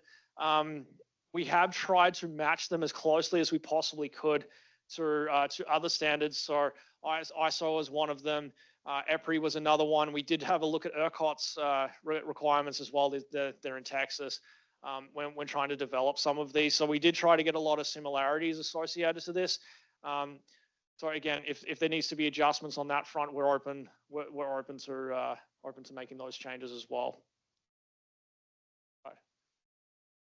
Then we move into conformity. So the first part was model quality testing, like does the model actually behave according to what you're supposed to? Then we go into conformity. So we're doing all sorts of things in the conformities as well. So like this is one, for example, volt var. So does it follow the curves correctly? So if I set my voltage set point, say to 0.95 per unit, does it give me the correct reactive power according to that volt var curve? And is it stable, right? The one thing that we have found in the past is sometimes you'll put in a power plant controller and we'll get a connection that happens, and it may not even be stable around that point. So even constant power factor, like a lot of people have asked, like, why would you put constant power factor in here, right? Because constant power factor just hits one certain point. The point is, though, even at constant power factor, we have had instances where people have oscillated because they've had an unstable power plant controller that was in place. So for perspective on that, essentially, without going into too many details of that specific project, their set point was minus 1 mVar, and they were oscillating between minus 1.5 and minus 0.5 mVar, and we were talking like within sub-cycle type oscillation. So it was not enough to cause flicker. Thankfully, the system was strong enough in that instance, but the point is, though, that is definitely not conformant. So we're looking for things like that with this. Even with volt var, one of the biggest issues that we can find with volt var is if your open loop response times, for example, are unstable, you might see oscillations happening on a specific set point. So we're trying to be cognizant of that. So that's when we say it's conformity testing. Do you conform to the actual standard? Not that does it do it correctly. Again, these are all the different control modes that you have to be able to do within these models. Again, these are all programmed into power plant controllers or the like. I'm saying power plant controllers. There are other things out there, although just like well over 95% are using power plant controllers, which is why I'm bringing that up. So we're looking at the conformity. Now, specifically what we're checking for conformity on in this case is, does it conform to 1547-2018? That is the main thing that we're looking for. All right. Then we look at the conformity for ride through and protection. See, before what we were looking at with the model quality test was, does it do it at all, right? Does it do ride through? Does it do all of that stuff? In this case, what we're checking is, does it do it, and does it meet the standard? And if the answer is yes, then you pass the test. If the answer is no, then you don't pass the test as well. Again, so we're looking at low voltage ride through, high voltage ride through, frequency ride through, and then phase angle jump as well, ride through. So phase angle jumps occur when basically like when there might be some switching on the transmission system, and you might actually see a phase angle shift in that case. And you want to make sure that it is stable in that case. Now, to be completely clear, These tests are conformity at the unit level, or when I say unit level, like at your plant level. We run very similar tests on our side, but we run it at the system level. So because if you pass this, that means that your model's fine. We're now looking at it on a system basis and whether we need to make any adjustments on the system, or maybe we need you to tune control parameters associated to that in order to be able to accommodate that connection. So they are two distinctly different things. You're not looking for the same thing in this case, although there's a lot of similarities. Okay. Validation and weak grid provisions is another one that we have a look. So the post-commissioning is literally you're just comparing your EMT to field commissioning data. So you replicate the same condition in your EMT model, you run it, you have a look at that behavior, and then you pull your power quality monitor and you look at the field data. I mean, when I say power quality monitor, that's one way of doing it. Obviously, you can do this with an SEL relay as well, doing event captures. But the point is that you put this incident in, and then you make sure that you match the behavior. And there's certain tolerances on that. Again, like we got a plus or minus 5% tolerance on it. We got some timing tolerances as well associated to that. The one thing to point out as well, when you're looking at things like power plant controllers and you're looking at models as well, you need to make sure that you set up their times correctly. So one thing that is very prevalent in an EMT simulation is someone will set up the simulation, and then they'll say, okay, well, this node connects to this node, and that's the communication channel, and then they won't include the latency associated to that channel, and then they'll miss something, right? So you need to make sure you model all those delays inside. Weak grid is another one that we're concerned about. Now, we're classifying it at this point as short circuit ratio less than 3 for the standard. You need to be able to demonstrate stable operation for a suite of MQTs. In this case, because we're going to shift that short circuit ratio around and see how sensitive it is and when it might become unstable associated to that. The reason for that is there's a lot of inverters on the market that have a minimum short circuit ratio capability, right? So some of them are even as high as 12. I don't know many of them that are connected to distribution, but I think the smallest one I've seen is 1.14. So basically what we're saying is if we have a weak area, we need to be able to see that you are going to be able to stably operate for a whole suite of different short circuit ratios. If you're less than 1.5, essentially the more advanced teams within Fortis are going to start getting involved in those ones just to check to make sure that everything is going to be good on that front. Okay. All right. So on the summary and the next step size. So again, we went through a bit of the workflow, where some of these requirements are coming from, where our documents and bulletins are going. In terms of next steps on this, we do have a formal feedback process that is going to take place. Obviously, we'll take notes while there's any engagement here, but there is a formal submission portal that will be made available. I'll let you talk about that maybe a bit later. Where we are inviting feedback. I will caveat that if you do give me any feedback that is related to the actual technical requirements themselves, we ask that you provide your evidence with it. There will be the ability to make attachments. And the reason for that is because, again, any decision that we make needs to be able to be defensible, and it needs to be grounded in the literature at least.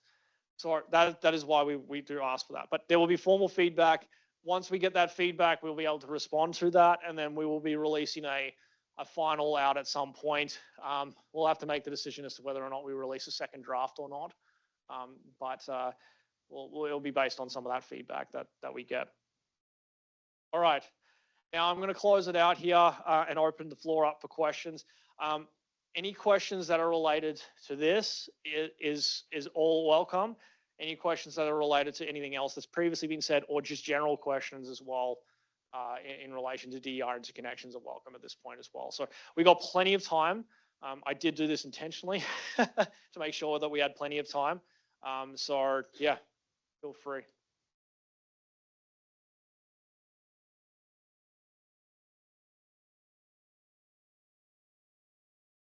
We don't get models, we're never going to get it. How are we supposed to be putting together something that's...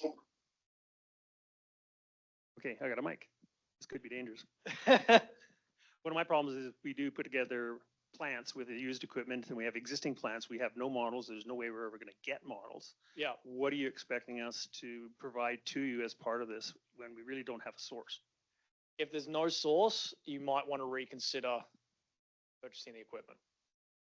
Yeah, it's running right now, so. Yeah, if it's running right now, then we do what we can. We have mechanisms that we work with. For any new connections, I'd be very cautious about purchasing equipment that doesn't have models. Because that's going to be an interesting conversation. We've asked manufacturers to get their models and they're like, yeah. No, if it's an existing connection where we're currently doing the research right now on how to do generics or like how to be able to get something that's representative. The only caveat I will add is we do it under worst case conditions. So we will intentionally make it worse than what the plant is because we have to put in some contingencies associated to that. We've done it at one location so far. But we had to do that because the inverter manufacturer actually went under. so we didn't make the model up, but like we had to come up with something at least. If that makes sense. And the other question I have is you're expecting us to validate all these models live on the plants. There's only so many companies that actually do model validation. Yeah. So suddenly you're going to throw another 2,000 plants onto the system to be validated? No, these aren't existing ones. We're talking about new connections. Just new connections. These are new connects. So they only validate maybe 3 or 4 plants in Alberta right now every year, and now you're going to add another couple hundred. Yeah, these are not the same size as transmission though. As well, there's capability of doing this. Is what I'm getting at. Be interesting. Yeah. Anyone else?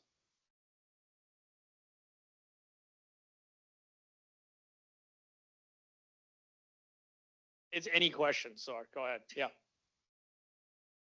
A higher load ratio being a determining factor.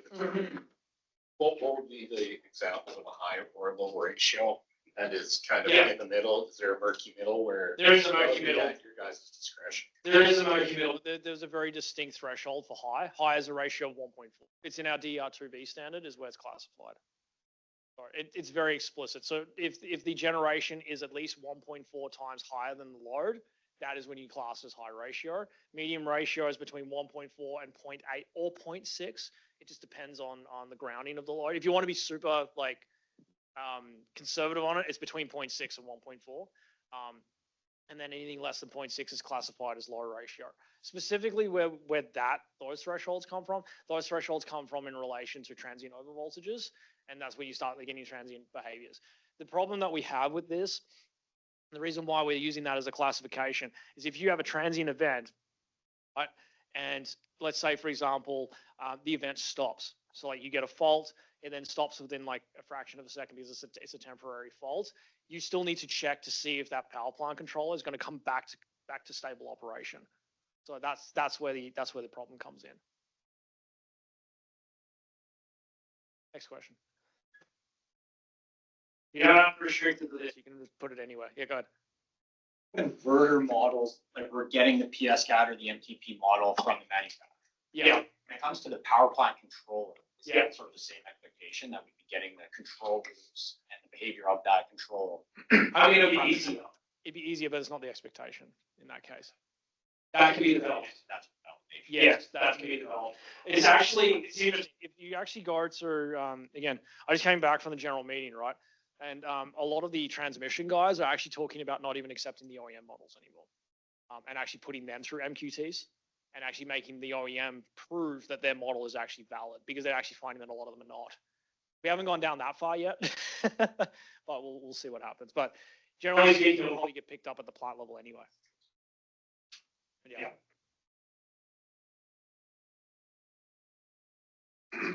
Right. Yeah. If we, BESS is on the horizon, many of us are actively looking at these sorts of projects. If we were in a non-export BESS situation where it's only absorbing load or power from the solar only, it is not permitted to export to the grid, and it's only able to feed load within the building. How are you guys going to handle that when it comes to load gen ratios if we're bringing essentially a net zero product? So when it comes through load to generation ratio, it's based on plate. It's not based on export. And the generation to load ratio is because it's based on abnormal conditions, not steady state conditions. Count as load in your guys'. No, it has export capability. It can export in that instance during a faulty condition. That's why. So if basically you need to be able to prove that battery will not inject during a fault at all. You need to be able to prove it. If you can prove that, then yeah, then we won't take the plate. But if you can't prove it, which most of them won't have that functionality, then we treat it as that's a plate, part of the plate. Does that make sense? Yeah, you consider BESS or any energy storage as generation. Yes. Yes. Yeah, anything that has The capability to generate is generation, unless it is somehow locked to not be able to. Again, but how you prove that, and that I don't have an answer for. With a power plant controller, you said? Yeah, but is the power plant controller certed? What if someone goes in and changes it? There's a lot of question on anything we do. Yeah, I know. If someone goes and changes it, right? No, I know. And but believe it or not, we've actually called people that have changed it. Like we've had instances like in various parts of our territory where we've actually gone in and they've removed settings. It's like it's extreme. It's like whatever you do not do that. But like but the point is that it can happen. So this is why we have to when we protect a system, we have to protect it on the basis that something is not going to go right, essentially. So that's why it's like, but if it's like manufacturer, like this is what we were talking about even earlier, where before we were saying it had to be derated on the plate by the manufacturer, like you can't really change that without the manufacturer getting involved. So there's some certainty associated to that. So that's the big thing. The one thing that I always ask, and this is something that I push back to my own folks as well. What is the purpose of a certification, right? So the purpose of a certification is to demonstrate that it conforms to a certain behavior and that you can get a guarantee, right? That is what, for us as a utility, it is risk management. So what we are trying to do with all of these things is risk management. And it's not just risk management from the utility side, it's risk management from the load customer side, it's risk management even from the generator proponent side, right? So that's why when I say like, we have to take it with the conservative approach until we are proven otherwise. But the onus of the burden of proof is on the proponent in these instances. A curiosity that came up as you were kind of going through like the introduction to it here, and you were talking, seems to be a fairly large group that are of DGs that are causing a lot of the problems for you. It's kind of the read between the lines that I was getting. Okay. Maybe I'm wrong about that. That's kind of the impression I got was that we have this huge group of very large, over 5 megs, and then the rest of us, for the most part in the room, that are doing MGs that are far less than that. Yeah. And yet we're going to that 500 kVA line because it's in the literature, right? Yes. But like, I guess the curious question is like, are we actually having problems? Like, how much of the headache is coming from MGs and how much of it is coming from DGs? And can you say that without? I can't. But, I can't because I can't have my customer information. But what I can tell you is yes, we're getting headaches from both. Yes. Equal amount of headaches from both? Without going into too much, it's put it this way, it would be very difficult for me to point at one and not the other one. Yeah. Whether they're the same issues or not is a different story. But yes, the thing you got to remember too is when we're talking about, like, let's say you put a 20 megawatt site on, right? And then you now want to bring in a 1 megawatt or a 2 megawatt MG associated to that. That's now 22 megawatts on the system. The fact is as well, that 20 megawatt site will push and pull that 2 megawatt site like it's nothing, right? So there is that interaction that happens as well.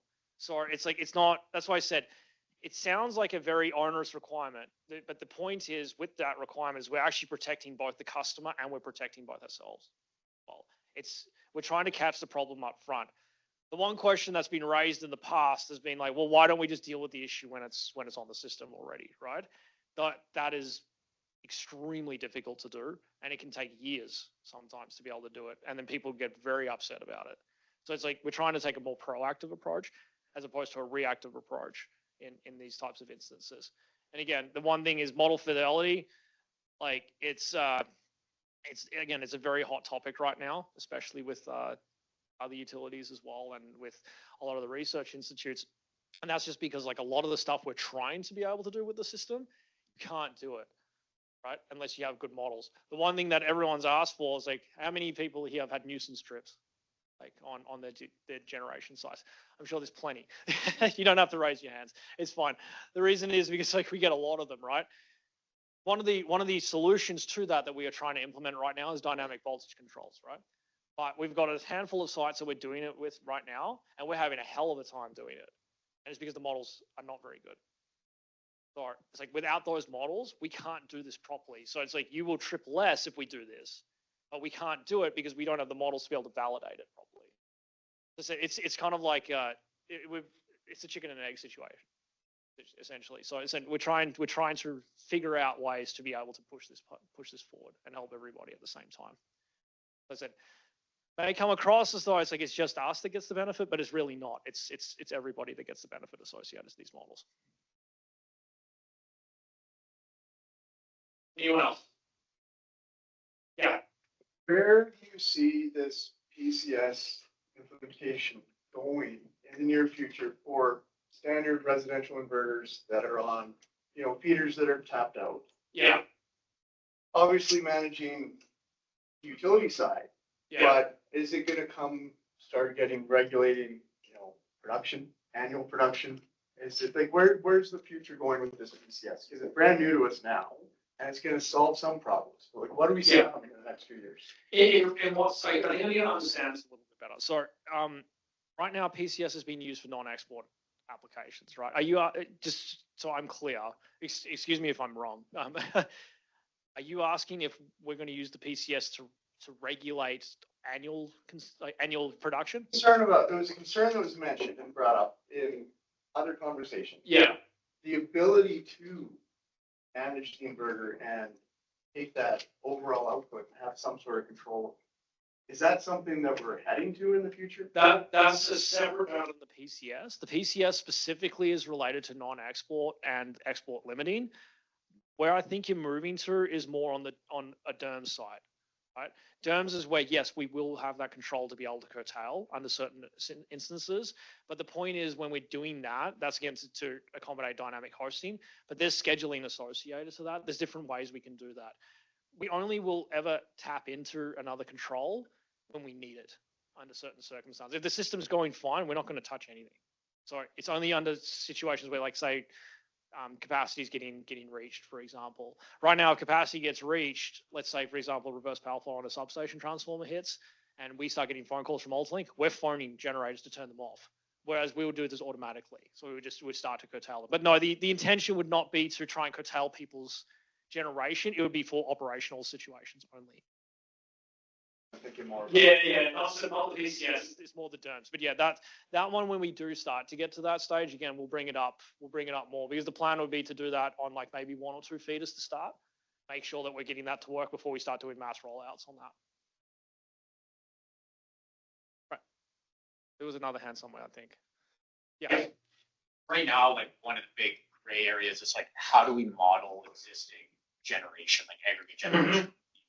So like the long-term, medium-term plan that by capturing these real models that have been validated and tested, in a couple of years down the line, the model that we're working on will actually have the existing generation on. Will be correct.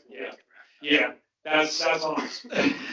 That's on us. So we're currently going through some research right now associated to that, where we're trying to use generic models where we can and seeing when they're valid versus when they're not valid under certain circumstances. So we will be using generic models where we can if we don't have the existing plant model. If otherwise, we'll try and get the existing plant model. But again, there's that I know of that sometimes that's not possible to get, which is why we will look at the generics in those instances. But again, we're currently actively going through the research on that. I expect it's probably going to be done in the next couple of months.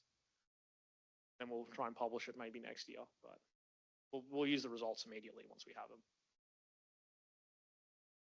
them. Good question. Yeah.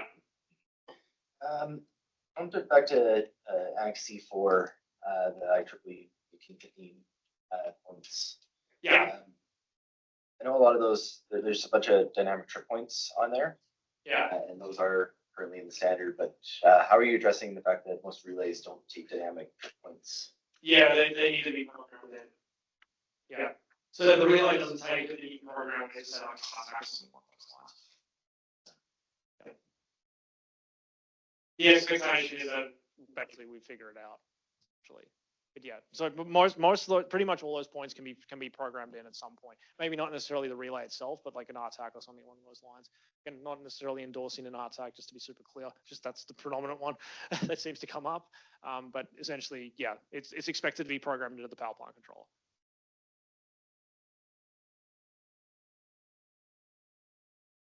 What's the turnaround time for any changes to the PPC firmware to be reflected in a new EMT model and resubmitted? Have you done the connection already or not? I'm assuming. I'm not mentioning. Yeah, no. So the Connection's already in place, then it's generally speaking, we consider anywhere from 60 days to a couple of months to be reasonable. The main thing is to get notified, and then we go from there. If it's prior to the connection, if you're updating the firmware, you will be expected to complete it before energization.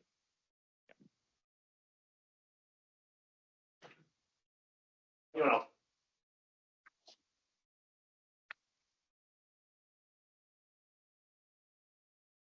So since most of the generators I'm working with are synchronous, yeah, is most of the issues you're addressing here associated just with the inverters, or are you seeing these on synchronous generators as well? Predominantly on inverters at this point, but the reason is again is because of the interloop controls associated to those, whereas like sync gens don't typically have an interloop control functionality associated to them. With that said, we do have the provision in the standard where we could ask for it, but most of the time, if we get enough information from the sync gen, we can create the model ourselves. So that's kind of why we've said like we don't need it right now. As long as we get all the parameters, we can set those parameters within an EMT simulation, and then we can get a representative model. Okay, so when we're developing our project for a synchronous generator, at what point are you going to come to us and say, "Oh, we need these modeling"? Is it going to be at the detailed design level when we can actually do? No. So all those those requirements come at the 110-day package. So that's when we get them. But like we will ask in the DLS that we need these parameters associated to this at the end. And then you will provide that to us at the 110-day package. Yeah, so that's going to be an issue for me because at that date, the generators are on their way. The controls are in place. Yeah. No, it's just the parameters. We're frozen, and now you're going to come and tell us, "Oh, we need this model." Well, we're not going to get that from the manufacturer. No, it's the parameters for the model. So like it's like armature resistance, things along those lines, right? And like governor set points, things like that. That's what we need. Okay, so yeah. My concern is I don't want to have to go to my client and say, "Hey, we have to go spend $60,000 to get something out of our manufacturer when we could." No. It's we need the parameters associated to it so that we can put it into our model. And if we see a problem within one of the parameters, then we will reflect that back to you and just ask for a parameter change. Essentially, that's the intent behind this. The idea behind it is the mitigation for the most part. The main thing that we're looking at, well, one of the things that we're looking at is something called undamped oscillations, right? So if they're in a dynamic control mode, we're looking to see if it doesn't hit a stable point. And if it doesn't hit a stable point, one of the first things that we're going to look at is open loop response time, and that's a parameter change. So essentially, that's what we're going to be looking for, is to push what that parameter change would look like based on the simulations that we've done. That's essentially what we're looking for. But no, for the most part, with sync gens and stuff like that, again, you can provide those, and there's enough models that are currently available even in libraries. As long as you have those parameters, we can set those parameters ourselves, and it might just be tuning a control parameter at that point. If that makes any sense. If that doesn't work, then we'll have to revisit the conversation. But at this point, we believe that we can do it going down that path. Whereas like an inverter, we can't. Like the inverter controls are all proprietary, so it's like you can't really. Like, I mean, most like if you have a SunGrow and an SMA inverter, they will achieve the same thing, but they both do it differently. And I don't have that visibility on how they do that. That's why we get the black box models associated to it. So that's where the differences come in. Okay, so you don't really see it for synchronous generators being a problem. You'll get the information from us on the 100. No, I don't see an issue getting the info at this point. Oh, good, because I don't want to go tell my client a little surprise when we're 3 months away from energizing. If we're having problems at that point, then we'll start having conversations again. But again, at this point, we don't foresee a problem. Okay, thank you.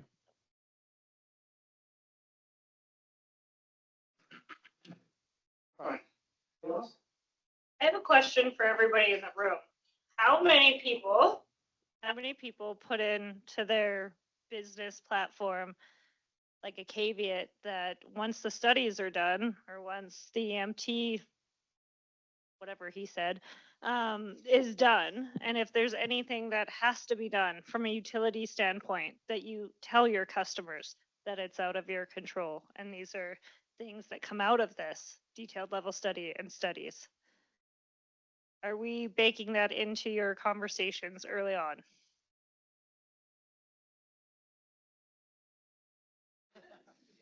Okay, maybe that was more of a statement, but like this is what we're trying to do here is we don't want you guys to come in 6 months, a year into it and not know this stuff. But once the studies are reviewed, you may need additional stuff.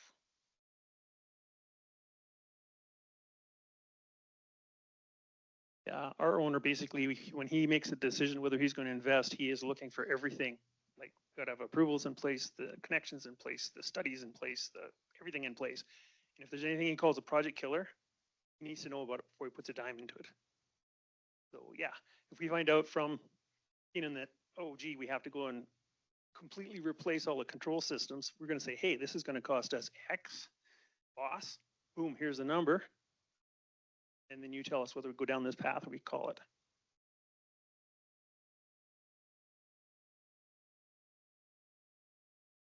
Yeah.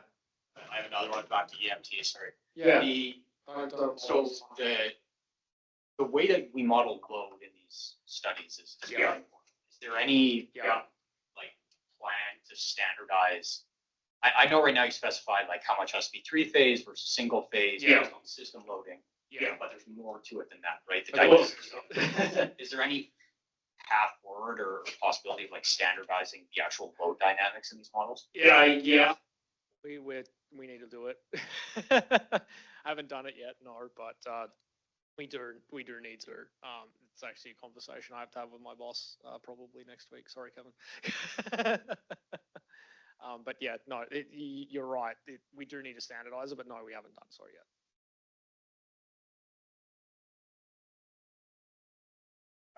Who wants to? I don't want.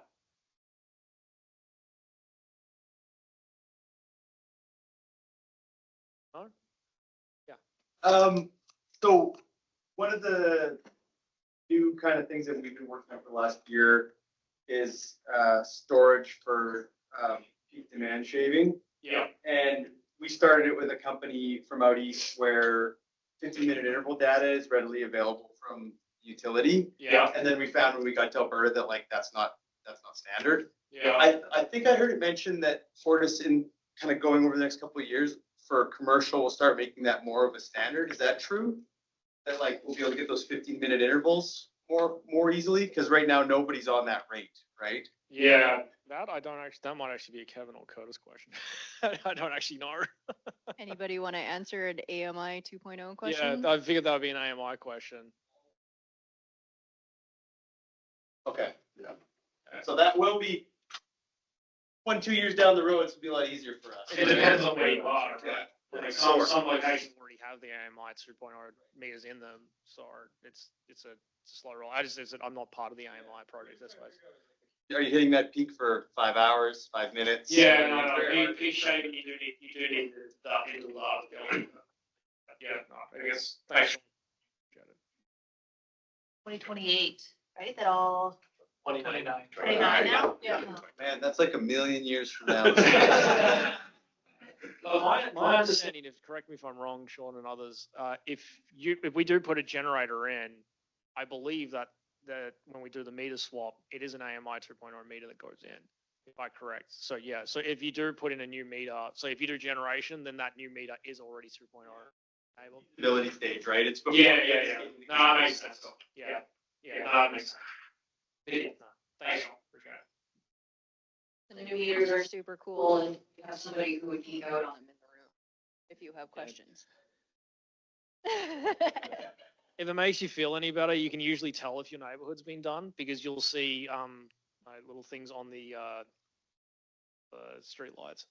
That's how you'll know the neighborhood's been done. Okay. Who else? Yeah. Just a little bit on the meter thing. So maybe you can just explain to me why, if I have an interval meter on a site, Yeah. and I think it's 350 kVA, I think was the threshold kind of thing, and I apply to put in a small MG. Yeah. I can't. It's got to be a large MG. I can't get a cumulative meter on that site.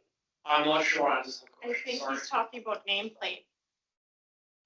Like your nameplate is 360, is that what you're saying? But My you can't nameplate of your generator. no, my generator. Maybe give me an example. Scenario? Like you can just give me any number. It's fine. Just give me the example. 50 kV transformer. Yeah. Pump site. It's got an interval meter on it. Yeah. I want to put 149 kilowatts of generation on it. Yeah. I'm not allowed to because the interval meter dictates that it's a large MG. A large MG, I'm no longer at retail rate, et cetera, et cetera, et cetera. Yeah. So the economics are blown out of the. And so you want to put 149. 350 site, is that correct? And so it's less than a 350. And you're saying that the meter. I get the meter changed to a cumulative Okay. meter so that I can have a small MG on. Yeah, no, actually, I'm not. So you have a whole pile of different sites individually metered? Just one. Just one meter. Yep. It's like a larger load site, but small size MG.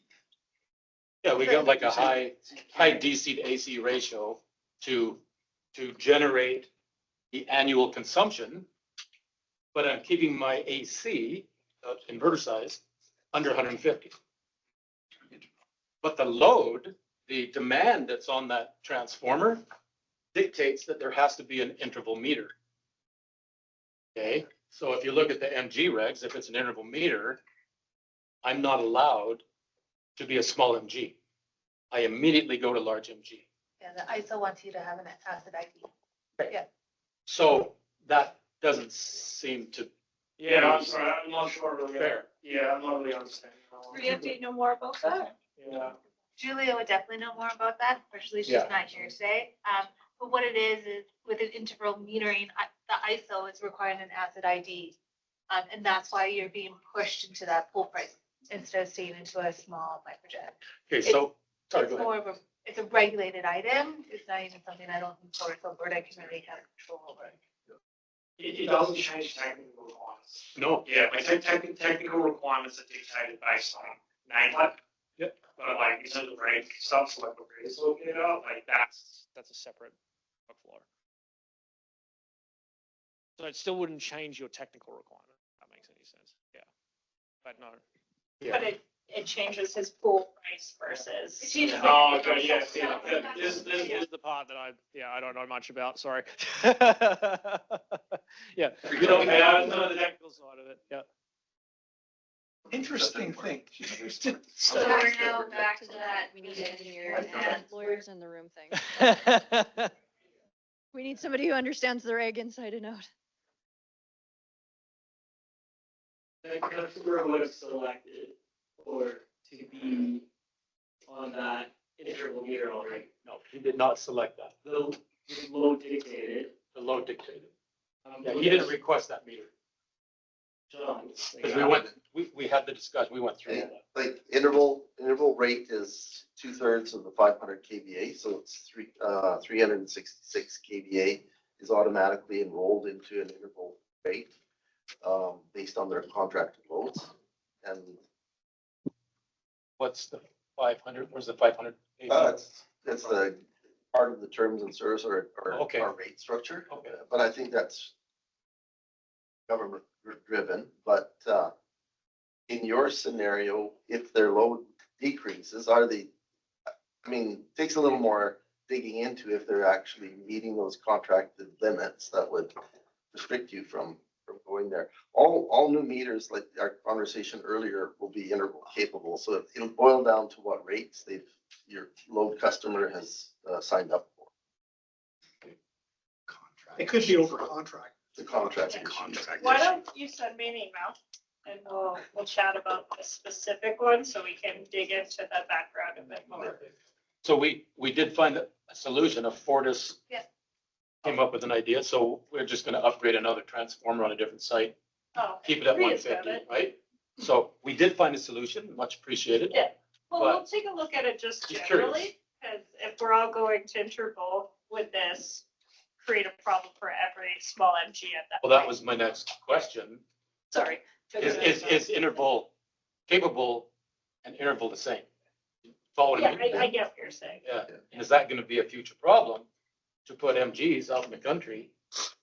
I don't see it being a problem. It's a But is rate issue, yeah. But is that a regulation issue now? 'Cause there's We'll all have these to interval take meters. this. Yeah, that's the interesting part, yeah. Yeah. AUC's looking for input on Rule 24 right now. I just got the email, so. It's a good addition for sure for that. Sounds like something we can take offline and then Yeah. once we get into it, actually send it out to the whole group. Well, yeah, and like we might have to look at it a little. Because That's that whole lawyer thing again. Oh, great question. You guys are lawyers in the room, they tell me I can't say something. Well, I wasn't gonna say, that's why I didn't invite the meeting, but since you spilled the beans. Oh, they tell me that I have to say it a certain way. Anyway, all right. Anyone else got any questions? Again, it's open. Any questions related to this? Any questions related to anything related to DG or DER at all? Fine.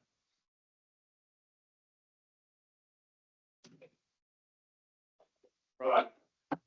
Jen, we take 5-10 minute break and come back and then see if anyone else has any questions after that, and then if not, then we can go to the next steps. Does that sound good to you? Are any of you gonna change your mind after you go to the washroom? No, I'm seeing a lot of head nods. Okay, that's fine. I'm good with it. I apparently need to tell Eva next time to bump up the sugar content for the lunch desserts, but All right. if Yeah, that's okay. it. Thank you. I'm good. Okay, Keaton's good. Then get back to us and let us know once you slept on it, what popped up in your dreams at night.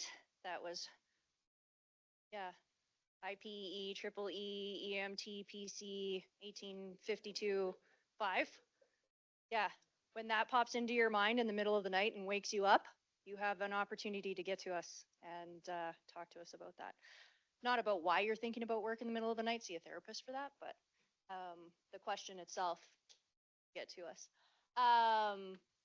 We're going to take the month of October to take a look at what you guys have given us. You're like, why October? Because it's summer and busy with vacation. So please, please bear with us. And then of course in November, we'll have that feedback loop. Say, hey, someone woke up in the middle of the night and told us this, and we had a look at it, and this is what came of that. You have a couple of takeaway items that I wrote down on the whiteboard because I forget things. So those are my tiny little chicken scratches too. So some good follow-up items there.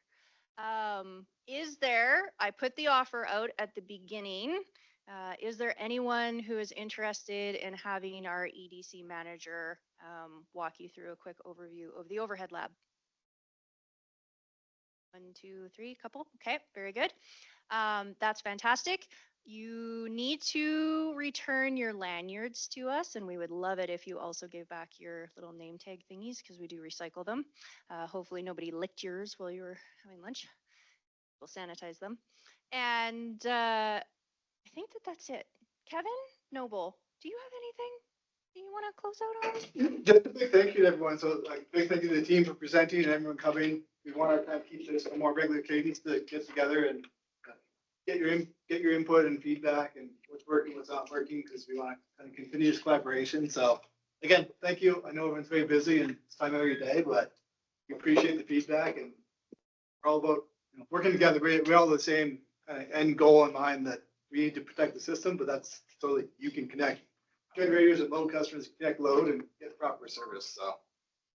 Oh yeah. All right. Well, all of the guests are free. The FortisAlberta employees, you have to stay here because I'm going to put you to work. We got some chairs to return to other rooms. So your day is not over. Thanks, you guys.